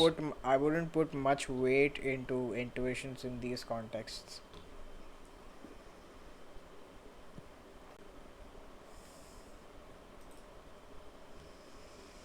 Yeah, it just I don't know. The argument just feels weird. Like one side has like just evidence that you do a bit of rights, you do some rights violations, like A empirical bit. evidence, because it's Some actually is being putting it measured. gently. Yeah, and you do rights violations in one case, and it's empirical because we actually have data on it. But on the other side, like we don't have data, and therefore it cannot be justified. I cannot substantiate the premise, and also you don't care about intuition. Mm-hmm. I mean, it just seems like a weird argument. Like basically, we don't Yeah. have empirical evidence, therefore we can't make a conclusion. Wait. Therefore, the side with empirical evidence, no matter how Wait. minuscule it is, that For side starters, wins. I don't think Appoota has ever said that he doesn't care about your intuition. He's always said, "Why should I care about your intuition?" Yeah, I mean, I've said that. Isn't that what Appoota? Actually, to be fair, I did say that I don't give a shit about his intuition. Oh, okay. Um, but yeah, like I don't. Yeah, again, but I agree with that. I don't see any reason why I should give a shit about his intuition. No, you shouldn't give a shit about Is my your best intuition. You should argument? give a shit about just intuition in general. Like, what do you think is more Yeah, I probable? just have Because I mean, no. I can only explain why I think something is more probable. when there is no empirical evidence. I can only explain why I think that is. Mm-hmm. So here, So I mean, in this case we have to go off of intuition. So you just basically have to No, think I to don't see yourself, why. I don't what see does your intuition why. say? Yeah, I don't see why we have to go by intuition. We can remain Because we agnostic. don't have empirical evidence, and if we don't go by intuition, we have nothing to go on. No, you Basically. can be agnostic. so I Why? have an intuition. So I have basically, an doesn't that just mean that? Okay, can you tell me exactly what the difference between going off intuition and being agnostic? Is it just basically I'm agnostic, so unless you provide empirical evidence, I'm gonna think the side with empirical evidence is the right side. I mean, that's No, kind by of what. being by being Wait, but agnostic, I just Sparrow, yeah. yeah, but I was just gonna say, I have this intuition that this flying spaghetti monster is gonna come tomorrow to Bangalore and drive the car with me. And You're gonna probably raise it up. it's I won't raise it up, but with its spaghetti monster wing, it's gonna touch my car, and my car's gonna become a spaceship. Not a spaceship, a submarine, and I'm going to find Titanic. This is an intuition, and you can't. I mean, disprove yeah. it. Yeah, and I'm not gonna provide empirical evidence. No, I but mean a we can't spaghetti disprove monster does anything. We exist. can't really prove anything as well. So. No, but say. I'm gonna use this. I'm gonna use this intuition in my argument, and I'm gonna provide in my argument, in a premise, in an argument, right? And this is why God exists, because the spaghetti monster is gonna come tomorrow and turn my car into a submarine. Yeah, I mean, I've never. I think I have admitted that basically my intuition doesn't matter. What I'm just trying to say is like what things I have found, and then try and see if I can convince you that if you use your intuition, that you might agree with me that there is a higher probability of this using your intuition. Can I just clarify? That's just what I'm trying. Can I clarify why intuition should not be taken into consideration when it's empirics involved? So let me just quickly tell you, right? Tell me what you think about this. No, So I didn't hear the first thing you said. What did you say? No, I'm just gonna say that I want to demonstrate as to why intuition should not be considered, right? So my premises are: premise one, my intuition is a flying spaghetti monster is gonna come and touch my car and make it a submarine, and I'm gonna find Titanic, right? Premise two, hence God exists. Premise one, if a flying spaghetti monster comes and touches my submarine and touches my car, makes it a submarine, then God exists, because a flying spaghetti monster is God. Premise 2, God exists. Premise 3, God has told me that I should rape women. Conclusion, hence I rape women. What do you think of that? Is that morally justified now? No, but that's not. I mean, I literally just said that that's far from what I'm saying. I literally said you should not care about my intuition. I'm not comparing what I said to what. Look, I can give another example. Like you gave me a good idea, right? So let's say I have an intuition, right? So the intuition is that, look, every time women have sex, they feel pleasure. So if I just go and rape this woman, it's likely that she will feel pleasure. So why am I doing a bad thing, right? So it's my intuition. I have no reason to think that the pleasure I'm gonna give her is going to be worse than the suffering she's going to, um, you know, she's going to experience. So it's my intuition. So I mean, that I think that almost counts in my favor almost, because I mean, in your position, like if we don't have empirical evidence for it, you don't consider it. So if you don't have empirical evidence that it brings less pleasure than it brings trauma or discomfort, then there is no reason to say that rape is not good in your position. The problem. It almost sounds like. Yeah, I know, but the problem is that we aren't even granting intuitions to be good epistemic. No, and I'm not saying that, but I'm just saying the only thing I'm saying is that there is so little evidence to be found that we basically have to go off intuition, and I'll say what I don't know. what I think. I don't and maybe that see. will Yeah, I don't see why we have to go by intuitions. We can remain agnostic. Okay, and so how would you change your lifestyle on being when you're agnostic. You wouldn't do anything. You would listen to the side that has empirical evidence. Mm-hmm. But you know there is a possibility, a high possibility that there are actually more Oh, rights I violations don't. being I done. don't know that there is a high possibility. But you know there is a possibility at least.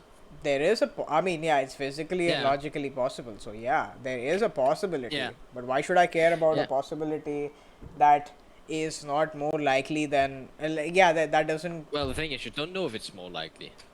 Yeah, So so one in thing the is why absence haven't of you evidence, it researched would it, be a and the 50-50. second thing is basically that's basically just saying this side has empirical evidence, this side has speculation. Therefore, I'm going with the empirical evidence.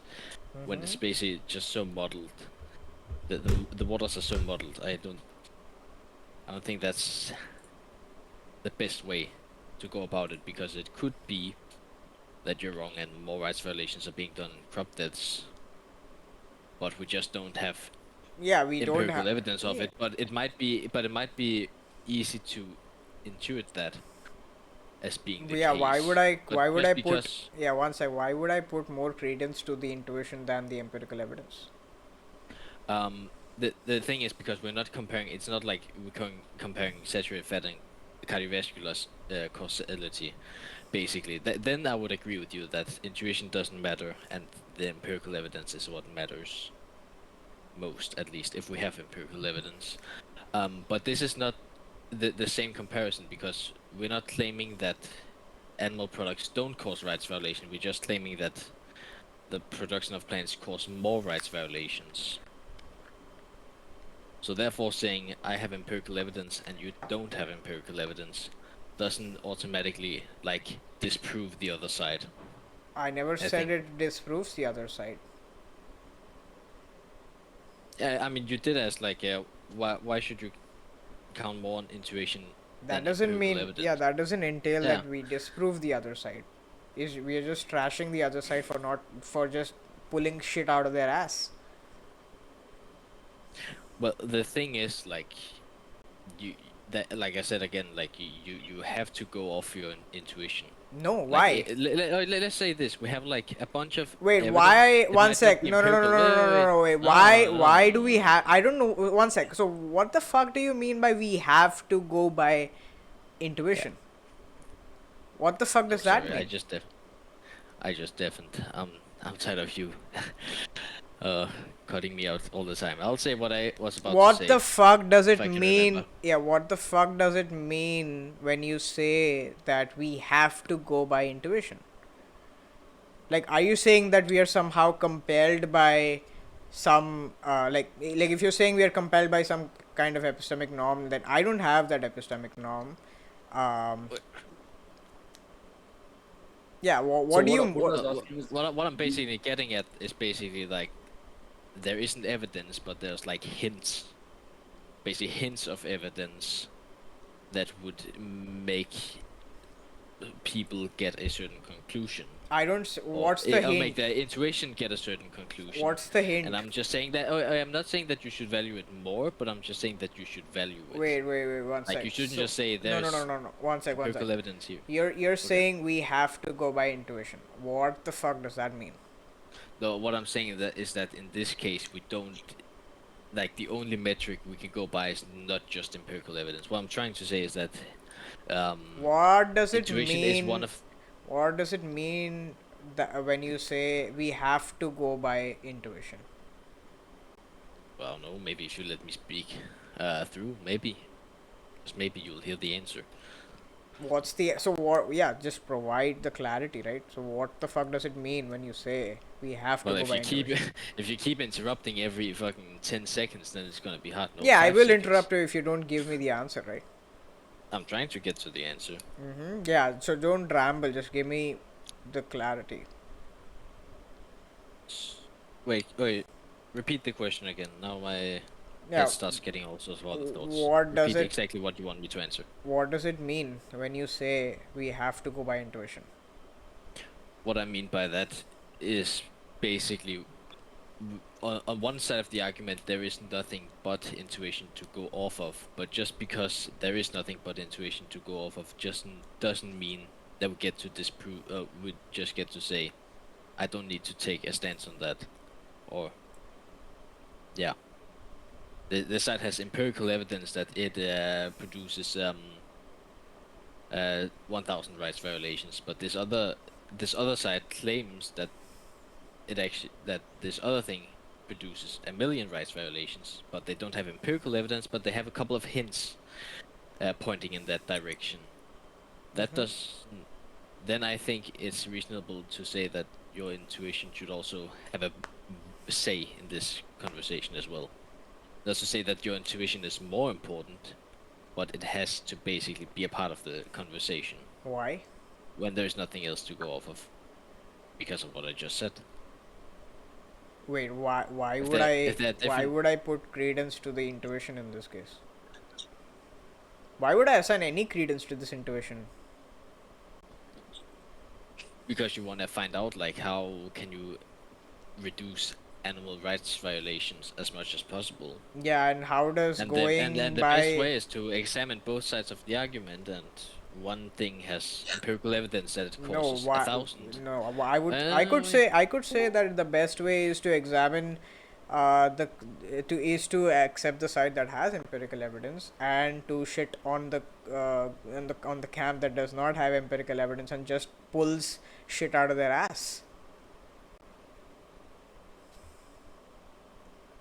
well, that's assuming that the other side is putting shit out their ass, but what I'm I mean, yeah, again if you don't have evidence, you are pulling shit out of your ass. no, what I'm saying is I don't have empirical evidence, and I've granted that, and I've said that many times. Yeah, We simply which don't just have means it. you're pulling your shit out of your ass. No, but because you can still have like hints that points towards a certain direction. If you don't have empirical evidence, Okay, what's there's the gonna hint? be different hint. I mean, it could What's be, for instance, the oh. pesticide Wait, so can I killing a can bunch I of. Yeah, yeah. get What? No, no, no. Let's One sec, Sparrow. So, wait. So you're saying pesticide death is pointing in direction of there being more rights violations? I mean, it's one of the things basically we That are seems talking about. compatible with the opposite. The pesticide seems to be compatible with there being Yeah, less. I know what you're saying. I know what you're saying. Yeah. So how is it hint Because in you that said before. direction? Like if it's I mean, going to point to both directions, I don't see how it's pointing to one direction. If you don't see it, maybe try listening. Look. Yeah, I mean, it's actually. Do I'm gonna you use the understand? word now. It's actually retarded how much you're interrupting and saying you don't understand it when you're not listening. Yeah, You're look, just interrupting look. The every other problem second. is, yeah, the problem is you aren't seeing how this quote-unquote hint that you are telling me is compatible with the hypothesis and Because its I'm not done negation. explaining, my friend. I'm not done explaining. Yeah, continue rambling. Yeah, so what I'm saying, like, that's already there is a hint towards a direction. Yes, you have other things that might hint towards another direction, then the argument becomes a bit more sophisticated. No. And then we get into, like, the thing where I talk about P1, P2, P3, P4. And then we get into, like, hints of why I believe that your position is wrong. I Yeah, believe that the what's hint the hint? that the evidence hints towards the fact that we're not gonna achieve the level of technology that you are saying it might be possible to happen within a time frame where it would cause actually less animal rights violations. I'm saying that from what I've seen and from the hints I've seen, that is not logical of me to assume that. Let me ask you this: Yeah. what do you mean by hint? It's basically like when you have pieces of evidence, like you have a puzzle. You don't have the entire set of puzzles, but that So doesn't mean you what does can't that solve mean? pieces of it. That basically means you don't have like the full empirical evidence, What is it? but you What have is a full empirical evidence? okay, just empirical evidence. Okay. Yeah. So Yeah. the full is redundant, right? Yeah. Okay. So what's the hint? Yeah. Is It just means is that it you don't.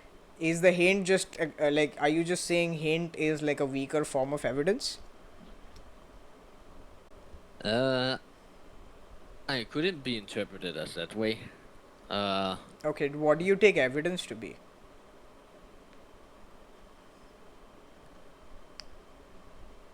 I don't have. I mean, I can Google the definition. I'm sure you would agree evidence exists. You also probably have a definition of it. Yeah, what A thing or set of on my things helping concept. in informing a conclusion or judgment. Yeah, okay, so a thing or set of things helpful in forming a conclusion or judgment. I mean, you can form a conclusion without having empirical evidence. Like, you don't need to be like 100% sure of something Yeah, like to, the to thing is conclude that that thing, it's more right? likely. What you the way you define it, you use like a generic dictionary definition. That's not gonna be particularly informative. Dictionary definitions tend to be pretty vague. So what I take evidence to be is something that is expected on a given hypothesis more relative to its alternative hypothesis. So if something that you're pointing to, like if you're just pointing to the pesticide use, that's compatible with it um, being the case that there are less rights violations. So I don't even see how that's evidence even of a weak form in this context. I mean, I wasn't just gonna mention pesticides, by the way. But again, we have different Yeah, so hints, and then pesticide. what we got to with your point is basically I started talking about this P1, P2, P3 thing, and so on, that you wrote down here, and I would say that the hints of evidence that I've seen would point towards your alternative hypothesis as not being um it not being very probable to be true. Yeah, so one of the hints was the pesticide use. What's the other hint?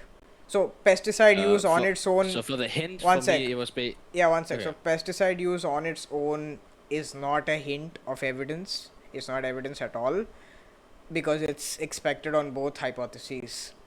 Um, Yeah, yeah. Okay. What that's why else? I'm getting into something else. Yeah, okay. What I'm getting into is basically the other thing of evidence when we get to this P1 to P4 thing, is basically the the level of technology required to reach the world that you described might be a possibility. Like if we just think in our heads like what kind of technology would be required to be able to achieve such a thing, and how fast does technology like improve, and how That close are we to it, that is and also basically all of those things compatible. towards the fact that it's not gonna happen in a time frame short enough that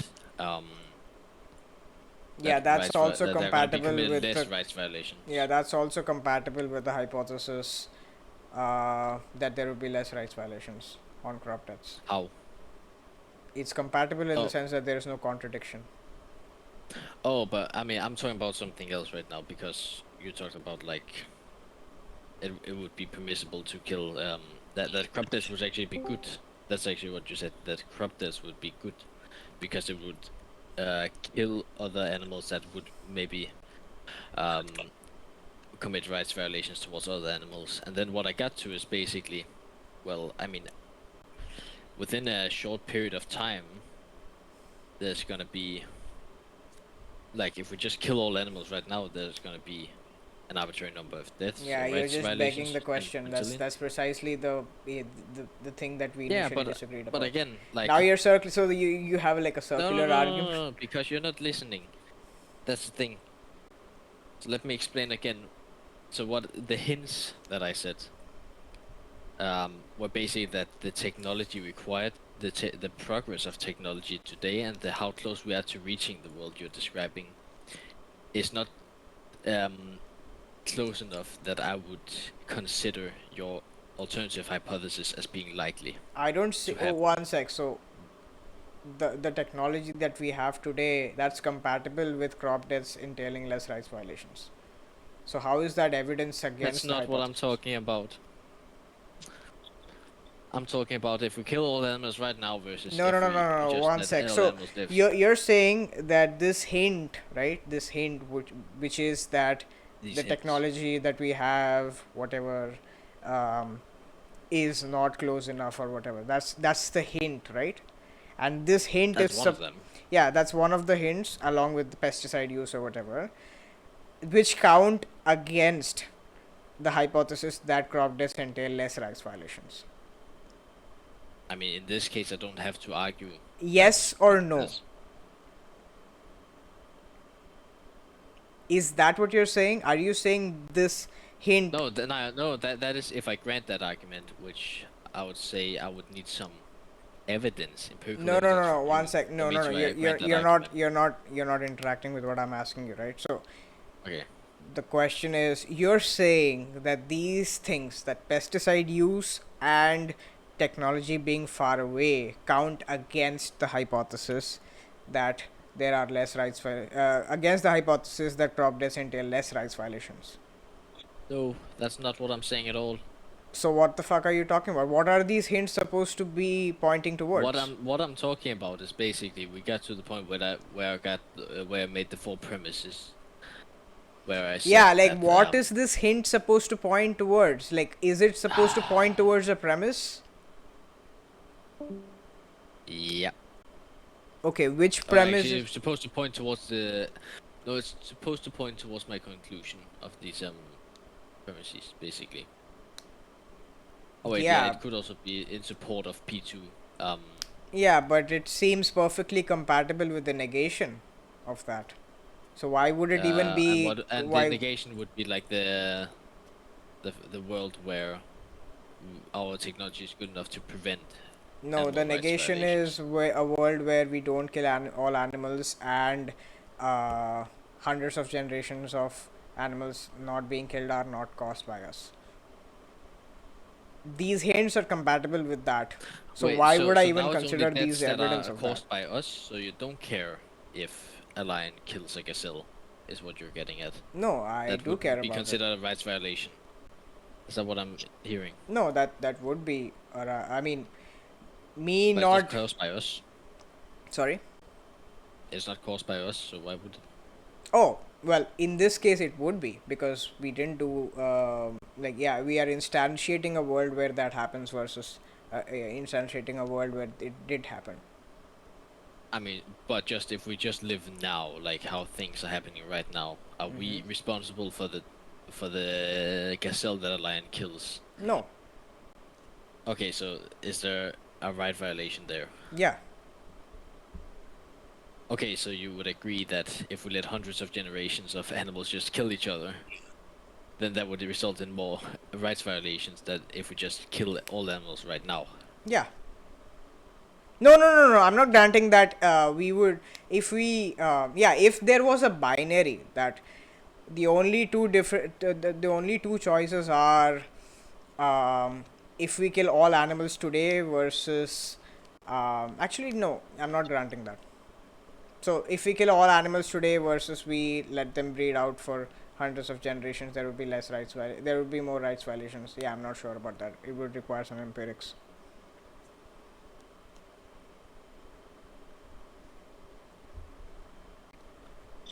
Okay, so in this case, so empirics, so if we have an example of basically people doing a formula of basically how much animals are breeding right now and how many are killing each other, and basically how many rights violations are estimated to happen right now within a year, for instance. And we just extrapolate that data to just multiply it by, um, yeah, like a million years. Would that count as empirical evidence? Yeah. Okay, so estimates. Yeah, if you just take, if you take like all the deaths that are all the rights violations that are being committed in the wild, Estimated rights violations. yeah, estimated rights violations that are happening in the wild, and you just multiply that with each passing generation down like a million years, you will get the total number of rights violations, right? So that counts as empiricy for you. That, yeah, that would count. But well, then the question is like, what estimate? How accurate does an estimate have to be, and how do you know how accurate an estimate is? Like, because I can say there is a quadrillion animal rights violations a year, and you couldn't say anything to it. But it's just my estimate. Oh, I mean, there needs to be some. from the hints that I have gathered. Yeah, I mean, if you're And just then if I just pulling, mull it, if and you're then I pulling just 4 quadrillion out of your out of your ass, then yeah, not doesn't it's not gonna I mean, make. but what if I just look at the hints of evidence? Like, yeah, I see like we see this many gazelles die from lions, and what Hmm. we observe, and we look at this, and we look at this, and then I Yeah, just think of show something in show my it to head. me. Don't waste my time talking about it. Show that to me. Oh, it has. I'm not sure if it has been done. I can maybe look that up, but I just don't think that's. I mean, I wouldn't count as that as empiracy. For me, empiracy is basically like we are very close to 100% certain. Like it's no longer about estimates. And estimates they can be like anything from like one rights violation to 100 septillion. We don't know which one is true. We don't know how close these estimates are to the truth. If I were to give one, Yeah, I'm not seeing the relevance to the conversation. well, I'm just saying like empiracy is such a high standard, and I don't I don't really see how you can see that as empiracy. Well, I didn't say it is like I mean, yeah, like it would. What I mean is that it would have some like if you give me like a mathematical expression, um, detailing this, it would have some effect on my credence. It would definitely have way more effect on my credence than pulling shit out of your ass.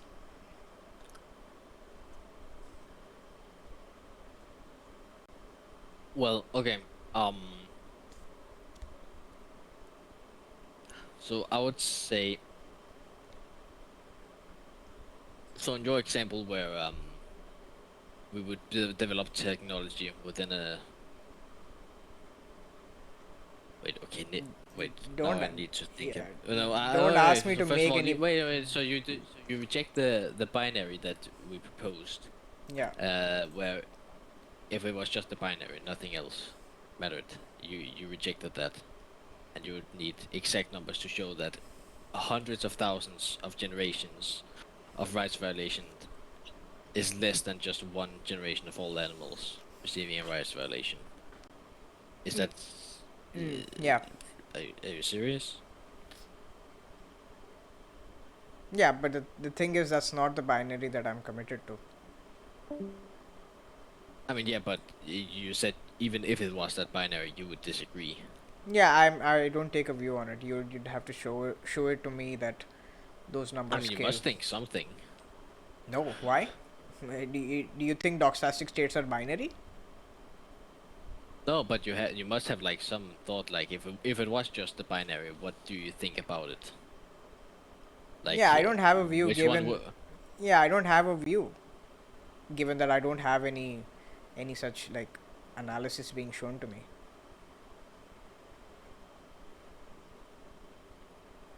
But wouldn't this be like one of those cases where it would be very reasonable to infer, at least, I don't know what you mean by that there would reasonable. be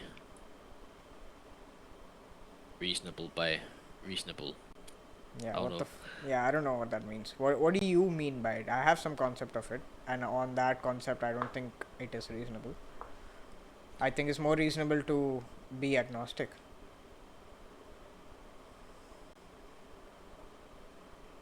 Could you then say that you're agnostic, but from what you've seen, you lean towards one specific side of the case? Sure, but I don't have a leaning. Oh, then I would probably also be agnostic, but I just tend to lean. But from what I've seen, I lean towards one side of the argument. Mm-hmm. And I don't see any reason to lean in um yeah in lean in either direction.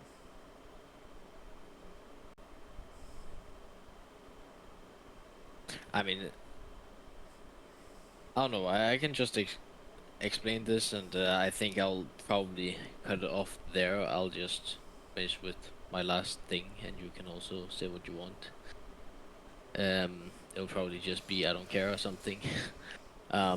But what I will say is that it's pretty reasonable to infer that hundreds of thousands of generations of animals committing rights violations against each other would produce more rights violations than if we just kill all animals right now, and no future rights violations would ever happen.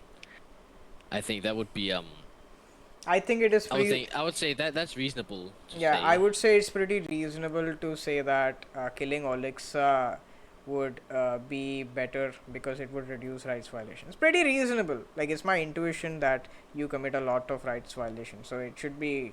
Oh yeah, that's Yeah. actually something I am curious about. So you believe that carnists commit rights violations? Would you find it permissible to kill carnists?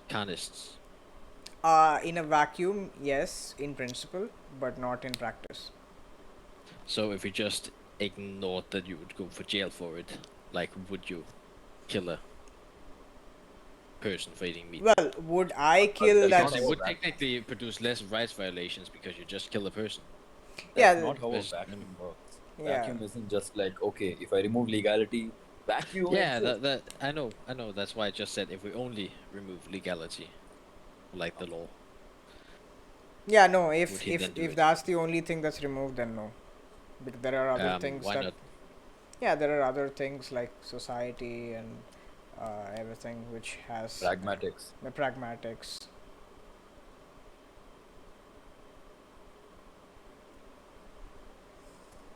Wait, but Appoota, do you sign off on the argument I provided in debate here? So do you sign off that Olicsa will have to sign off on that?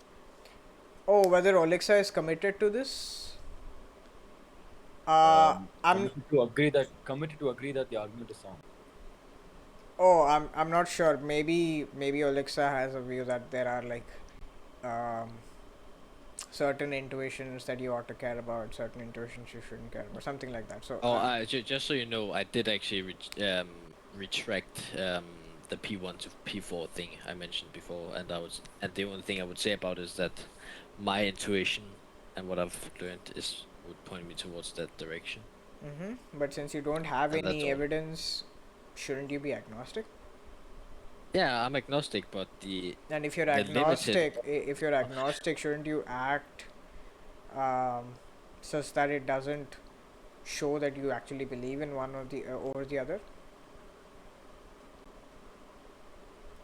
Maybe. I mean, what I would say is basically I'm agnostic, but from what I've seen, Yeah, like I'm look. So more the persuaded point by one is, side than the other. I'm more willing to say that one side is correct than the other, is what I would say. yeah, but like look. So if you have no evidence, right? Um, like it speaks about your epistemology that if you don't have evidence and you're just going by these like biases that you have, um, and also like given that you have you actually have very good evidence on the contrary, um, like you and your values are that you should reduce rights violations or something like that.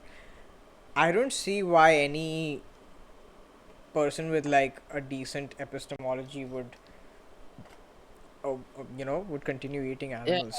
I would agree with you if it was like a yes or no, like the example I mentioned before. Like if we were talking about saturated fat and if it causes heart disease, I would of course favor the side that has empirical evidence over someone just having intuition. But this is more about a comparison. One side claims that the other side has way more Wait, rights I'm violations. not seeing the And symmetry therefore, breaker between those. Like in one I side. mean, what I'm saying is basically that if one side has empirical evidence, the other side only has like hints of evidence, basically intuition. You have to look at what they have to say and basically say what your gut That's true. That's tells true of you the is more of your saturated cast. intuition. And then I'm just saying that you should at least consider that, and not just say, well, mine has empirical evidence, even though you claim that there is a likely possibility of this, but mine says that mine has exact numbers of how many rights violations I do, No. but One yours sec. just have a guess. So Therefore, mine is correct. I don't see how that's different in the saturated fat case. Like, what's the Well, symmetry breaker? Like, you're suggesting that there is some asymmetry in the saturated fat case and this case. Like, what's the symmetry breaker? Essentially, break case that we are looking at two different things, basically. Like I would agree. Like this would be Then how is like it you would even an be in the right side analogy? if I said there was no rights violations, done with eating meat. Then you would be right because you have the empirical evidence I don't have. But when we're looking at two different things, and basically one side has empirical evidence, the other has basically hints of evidence that might give some people a certain intuition. Yeah, I I'm mean, not I saying you think should favor the that's intuition. Again, I'm true. not saying you should favor the intuition or anything, or that it means more. But I'm just saying that you need to give at least some credence to it, because otherwise, I would say that's just ignorance if you don't Okay, give any credence let me ask you this. to your intuition. So in this case, right? In this case, you have whatever hints, right? That you're assigning some credence to. Okay, and you also have this really good empirical evidence. So even if you're giving some credence to this, right, which points the opposite direction, the summation of evidence points to the summation of the weight of all evidence points in one direction, that that consuming animal products increases rights violations. So why would you, so even if you are giving some credence to it, on the net, I think you should favor the view that consuming animal products increases rights violations.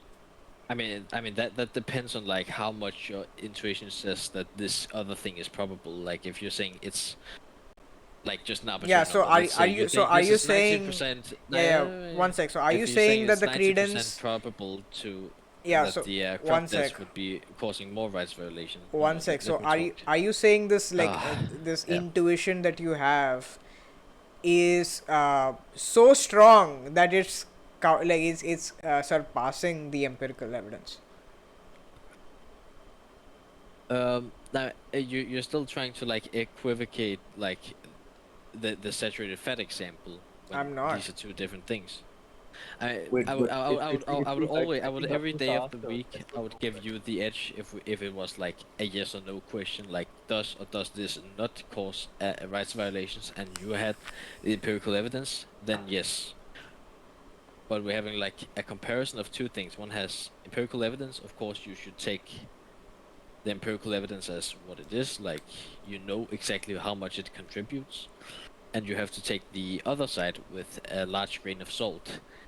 And basically, you have to like look at what the other side presents, That's, say again, you're not how much you're interacting with my confident in question. in them being correct. So let's say you're 90% confident in the other side being correct in that Yeah, the you're other not interacting people with my cause more question, right? rights violations. Then then you should probably favor that Yeah, if you believe that. But look, that's very subjective and it's arbitrary look, and it's Olicsa, different for look. all people. Come on. Olicsa, to be Yeah. fair, Appoota asked a yes or no question. Appoota asked, "Is your intuition surpassing empirical evidence? Yes or no?"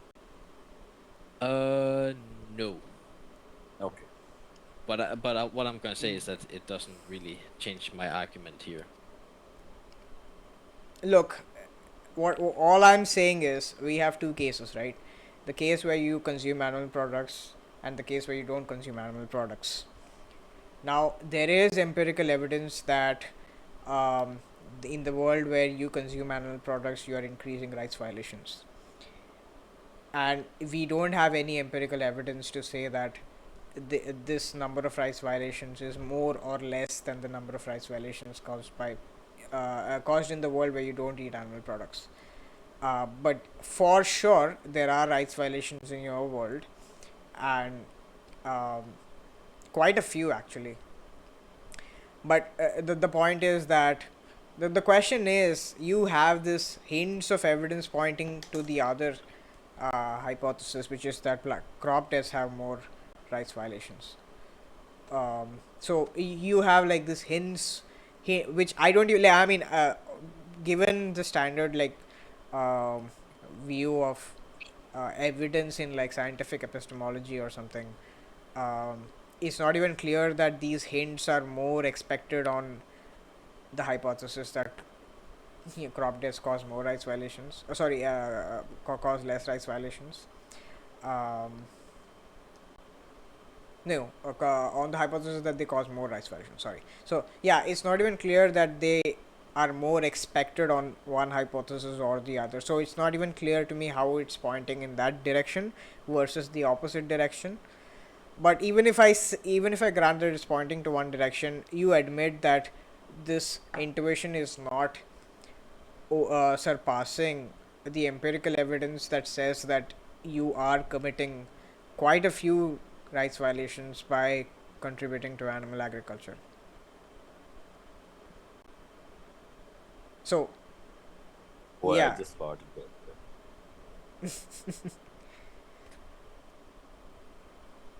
Well, then I have just one question. So if we were to say that just the amount of animals dying were just a rights violation, no more intricate like analysis into it. I know you have something about like other insects killing other insects. Maybe it's actually a good thing we killed them. I just want you to forget about that in this hypothetical. So if one side has empirical evidence that we kill that I cause 5 rights violations a year, and the other side has pretty good reason to suspect that if the same person was to eat the other diet, that they would cause 10, no, like 100 rights violations per year, but they didn't have they didn't have the raw wait, come numbers again? because okay, so basically one like in the universe where I eat meat, you have empirical evidence where that I cause 5 rights violations a year. Mm-hmm. And then the other side of the argument would be if I didn't eat animals, but the other side of the argument would then, like the other people would then argue that in the other universe I would be causing 100 right violations a year from eating all the plants. If we don't look any further into that, but just the deaths, but the other team Why just should we basically only has look at? Why should we not look any further? it was for hypothetical. Yeah, but if And you're going to ask me like a normative question, I am going to look at other things. yeah, but this is just to see like if we're on the same page, if I'm exactly if I know what you mean.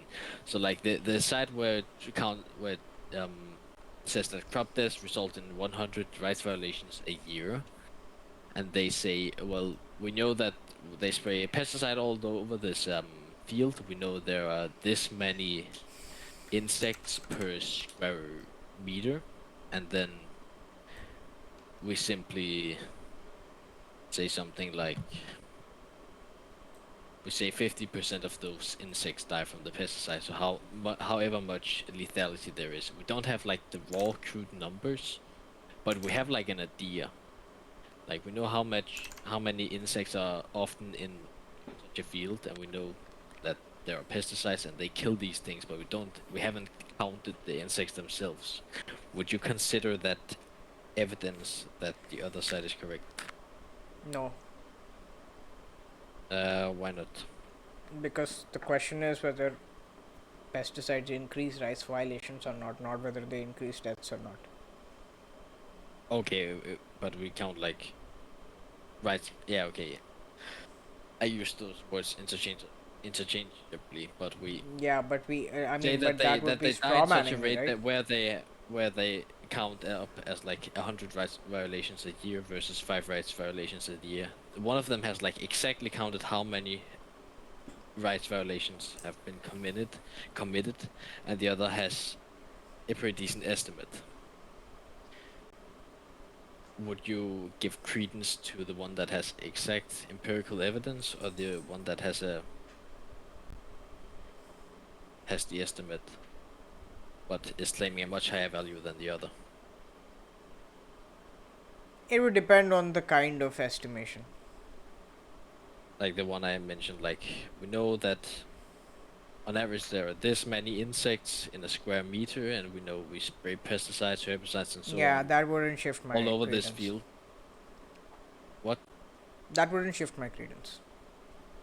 So you still favor the empirical evidence Yeah. if we just because we haven't like hand counted the insects and No, we are hand counted claiming the that rights violation. rights violations. Yeah, but if we say that the rights violations counted up to this number, or well, the estimated rights violations count up to this number, which one would you give Yeah, more but credence to? so when you're just taking this like a square acre or something like that, some unit area of land, and you're counting all the insects that die, that doesn't track the number of rights violations. The number of rights violations could actually be way less than the number of insects that are dying. Yeah, but if we're just looking at like one death equals one rights violation, Yeah, but I'm not granting that. and we don't look any further into it because I mean this is just to know if I'm sure I understand what you count as evidence. Basically, if one death equals one rights violation in the insect Yeah, but I'm example, not would you? even granting one death equals one rights violation. Yeah, but I mean, even if we didn't even look into like the subject of other insects killing each other, Why wouldn't we? no, it's a hypothetical. Yeah, but like that plays a part in my decision making. So why wouldn't I consider it? Yeah, but wait, is this true? Appoota is not answering hypotheticals. My God. But basically, this is just for me to know, like, what you think of as evidence. Like, if you're these guys that Yeah, are look, like, okay, if the proposition that's being tested, if the hypothesis that's being tested is um, that there are more rights violations entailed, then no, this wouldn't count as evidence because you aren't actually counting rights violations, you're counting deaths, which don't track the number of rights violations in the crop deaths case.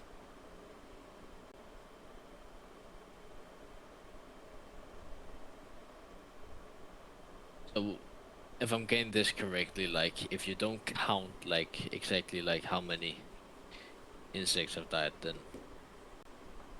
How many rights the violations? Don't again, yeah, don't but in this equivocate. hypothetical, we are assuming that one death equals one rights violation.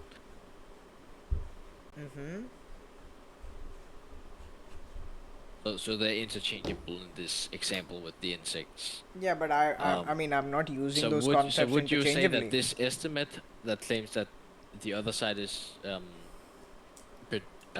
causing 20 times the amount of animal deaths than the other side is claiming that they do, like one side is claiming 100 rights violations and the other one is claiming 5, and the one claiming 5 has empirical evidence, exact evidence of this, and the other side has like estimates So that one would side point towards this has, direction. okay, just to understand what you're asking me.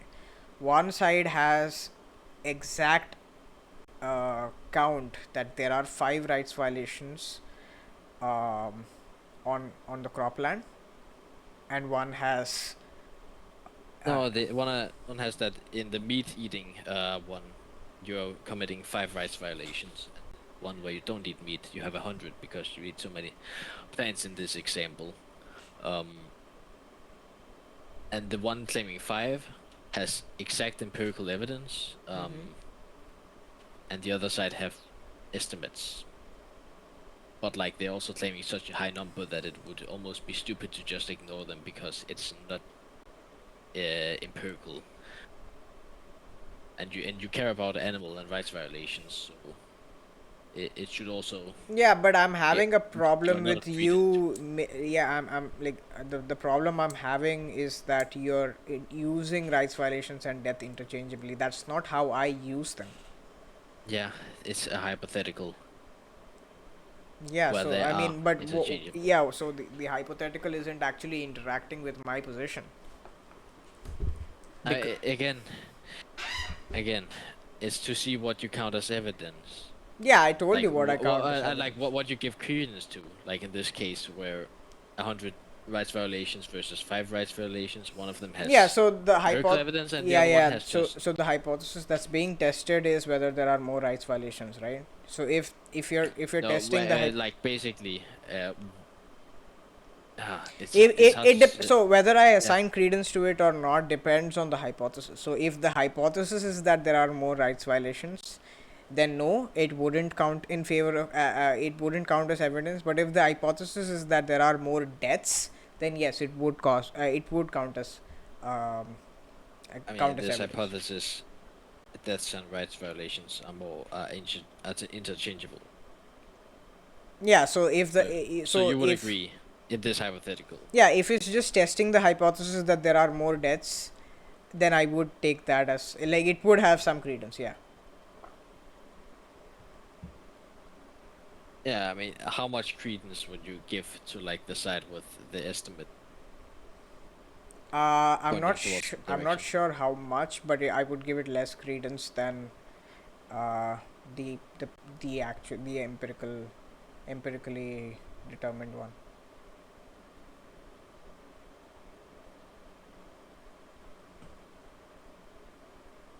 Wait, say that again. Yeah, so yeah, I would give it less credence than the high quality evidence that we have.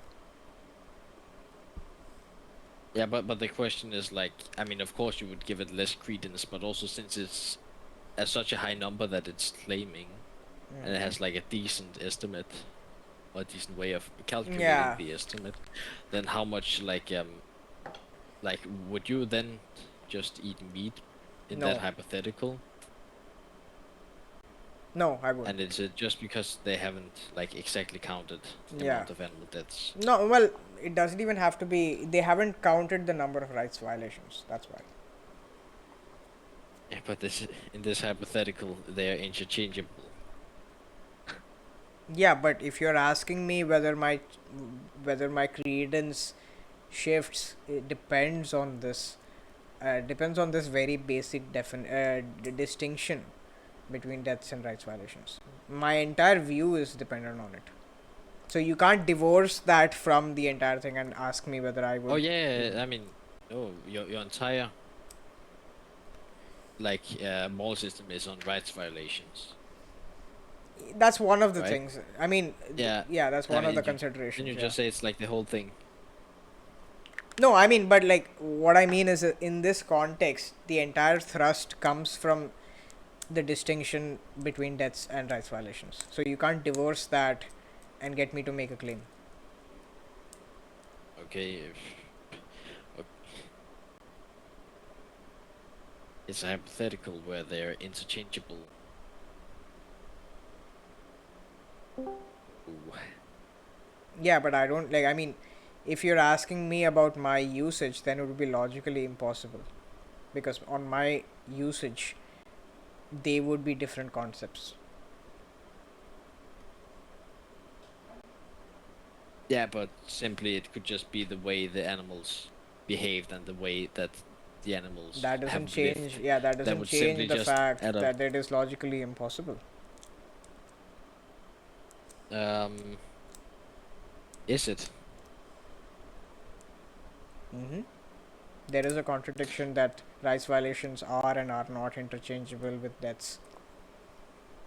Okay, what if I say that the rights violations are just, in this example, the same number of deaths? Yeah, but What that if we don't even but count this, but we just on have two my estimates of... yeah, on my usage they are not, right? So you're assuming something that I already have a distinction about. So there's going to be a But, contradiction. So it's logically but, impossible. but the thing is, like, the thing that you sent me with, like, the consumer choices on animal agriculture thing, Mm-hmm. I don't think that calculates rights violations either. Oh, it does. Does it? Like, Because does it because count? because what it sends is it's telling that 900 chickens. So it actually under calculates the number of rights violations. So yeah, it calculates whatever it calculates is going to be less than the number. It under calculates the rights violations. Yeah, but, like, aren't they just counting deaths? No, they're counting deaths, yes, but that's not the only thing that's entailed by you purchasing animal products. Yeah, but what do they otherwise including in this example? In this case, I think they're just counting 900 chickens being supplied, so being bred into existence to be killed. Okay, so what I'm getting at is So basically when this is not looking at rights violations. This is looking at deaths. Say no, you don't well, in you, this case, like when chickens are being killed by farmers, that would be a rights violation. So it actually under calculates the rights violations. So minimally there are yeah, 900 rights exactly. violations. But what if there's some variable you haven't thought about? Maybe the chickens also trample other things to death. Chickens are also omnivores. I mean, they're brought into Maybe they're existence, so actually that causing rights violations. yeah, so they are And then it brought would into actually be good to existence. kill So them. yeah, they're being brought into existence. It's not like they're And existing. if we let them roam free, instead of having them captive, that would actually cause even more Yeah, but that's not the rights binary. violations. That's not the binary that's Then entailed the by veganism. so so then the real thing would actually just to be kill all chickens. No, that's not entailed by that's not a binary that's entailed by veganism, because on veganism we wouldn't be breeding these chickens into existence. Yeah, exactly. But we have to start somewhere. We have these chickens. What do we do with them? Do we just let them roam free, or do we kill them all? I mean, if I had my view, I wouldn't do either. What would you do? Yeah, I would take care of them in sanctuaries. Like if the world was left to my at my mercy, then I would let them. I'll take care of them in sanctuaries. That's what I would do. And how do we make sure they don't eat any and that they don't cause any rights violations? Doesn't even have to be like eating other animals or other animal products. It could simply be, I don't know, annoying the other chickens. Maybe Yeah, one chicken is hurting I'm, the other. yeah. I mean, that's even if I like yeah, even if I grant it to be a rights violation, that's going to count much lower than you know slitting their fucking throats off.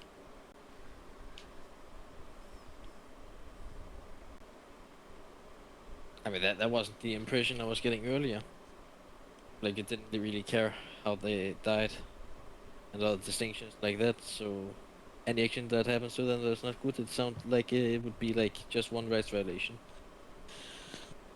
Yeah, I mean, it would be one rights violation, but it could have different credences depending on how it's done. Yeah. Like if I shoot you in the head, that's one rights violation of me killing you. But if I um, slowly chop you piece by piece and kill you, that's also one rights violation. Well, yeah, that's also one rights violation, but it has a higher it has a higher weight.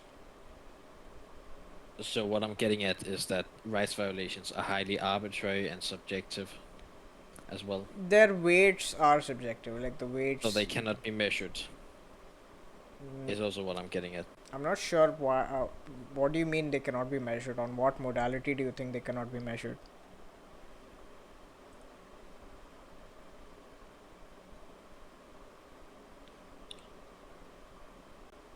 Okay, maybe that was the wrong word then. But basically, you said you give different credences to Different, yeah, um, different weights. I assign different weights to different kinds of rights violations. but that would be, at the very least, extremely hard to do. Why? Like, how do you monitor every animal on Earth and look at every single action they do every nanosecond and determine exactly how much credence you give to each? Yeah, it doesn't Um, have to be that precise. I'm okay with slightly. Um, yeah, I'm okay with some heuristic. Like generally, if I keep them in a sanctuary, there would be caretakers, um, all that stuff.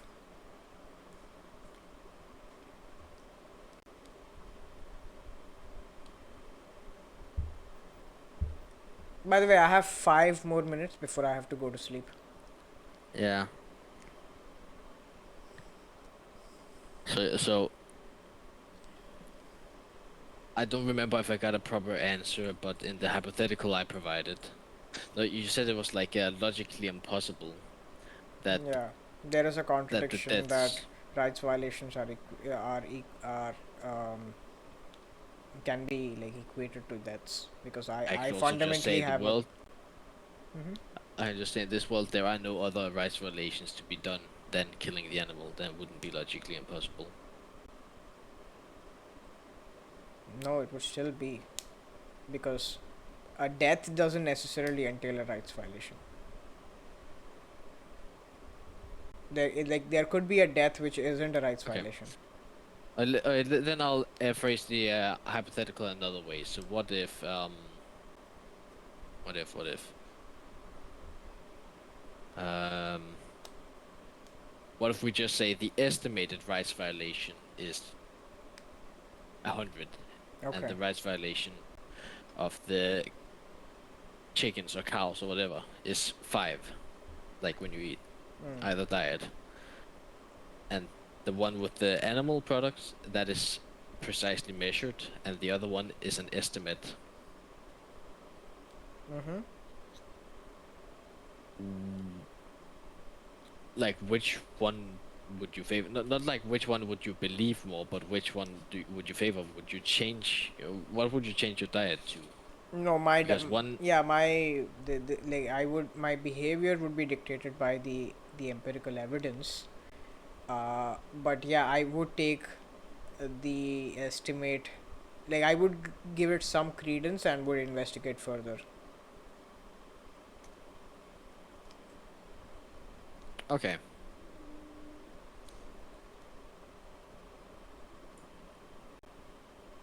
And what if it's very reasonable to say that um, you're not gonna get any empirical evidence with within your lifetime? Yeah, that's not gonna change my Like you just have to take like what has come right now, and which one would you give credence to? Oh, no, not which one would you give credence to, but how would you alter your lifestyle, depending on the given Yeah, I think, information? yeah, I've already answered that, right? So my No. behavior would be dictated by the empirical evidence. Okay, so the one side is claiming like that you kill 20 times more when you're not eating the animal products, Yeah. and they have a pretty good estimate, but because they haven't exactly counted the rights violations, therefore you just think you don't need to do anything about your lifestyle because it's not exactly counted. Not that Is it's that what you exactly believe? counted. It's just that the empirical evidence has way more weight than an estimation. Yeah, but you could also say you could say the empirical evidence makes you 99.9% sure that that thing is correct, but the estimate makes you 95% sure. Then you could still easily Oh, go I in mean, favor of if the you're going to estimate. yeah, like if you're going to decrease the confidence intervals, right? So it's like, um, yeah, then it would, but then that's not the kind of, like, the kind of estimation that you described to me, like, going to a plot or unit area of land and counting the number of bodies or some kind of estimate like that. That's not going to provide that kind of certainty. That's not going to provide the certainty with respect to rights violations.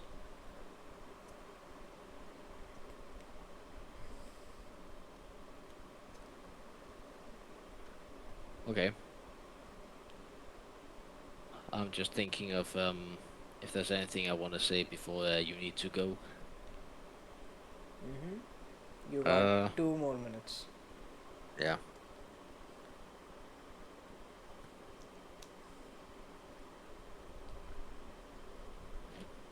I would say I was not successful in this debate to show you why your moral system is wrong or why you should um start eating meat or other stuff. I Mm-hmm. will say that I was not successful in doing that today. Mm-hmm. Um, I have some other things I also want to discuss with you later at some other date. Mm-hmm. Um, we can arrange that. Yeah. And yeah, I'm learning a lot about debating from doing this. Mm. That's pretty helpful. Yeah. It was a nice talk. Yeah, cool. Nah, it was a nice chat. I'll look into it for the next time. Yeah, I appreciate the concession. Yeah. Cool. Yeah.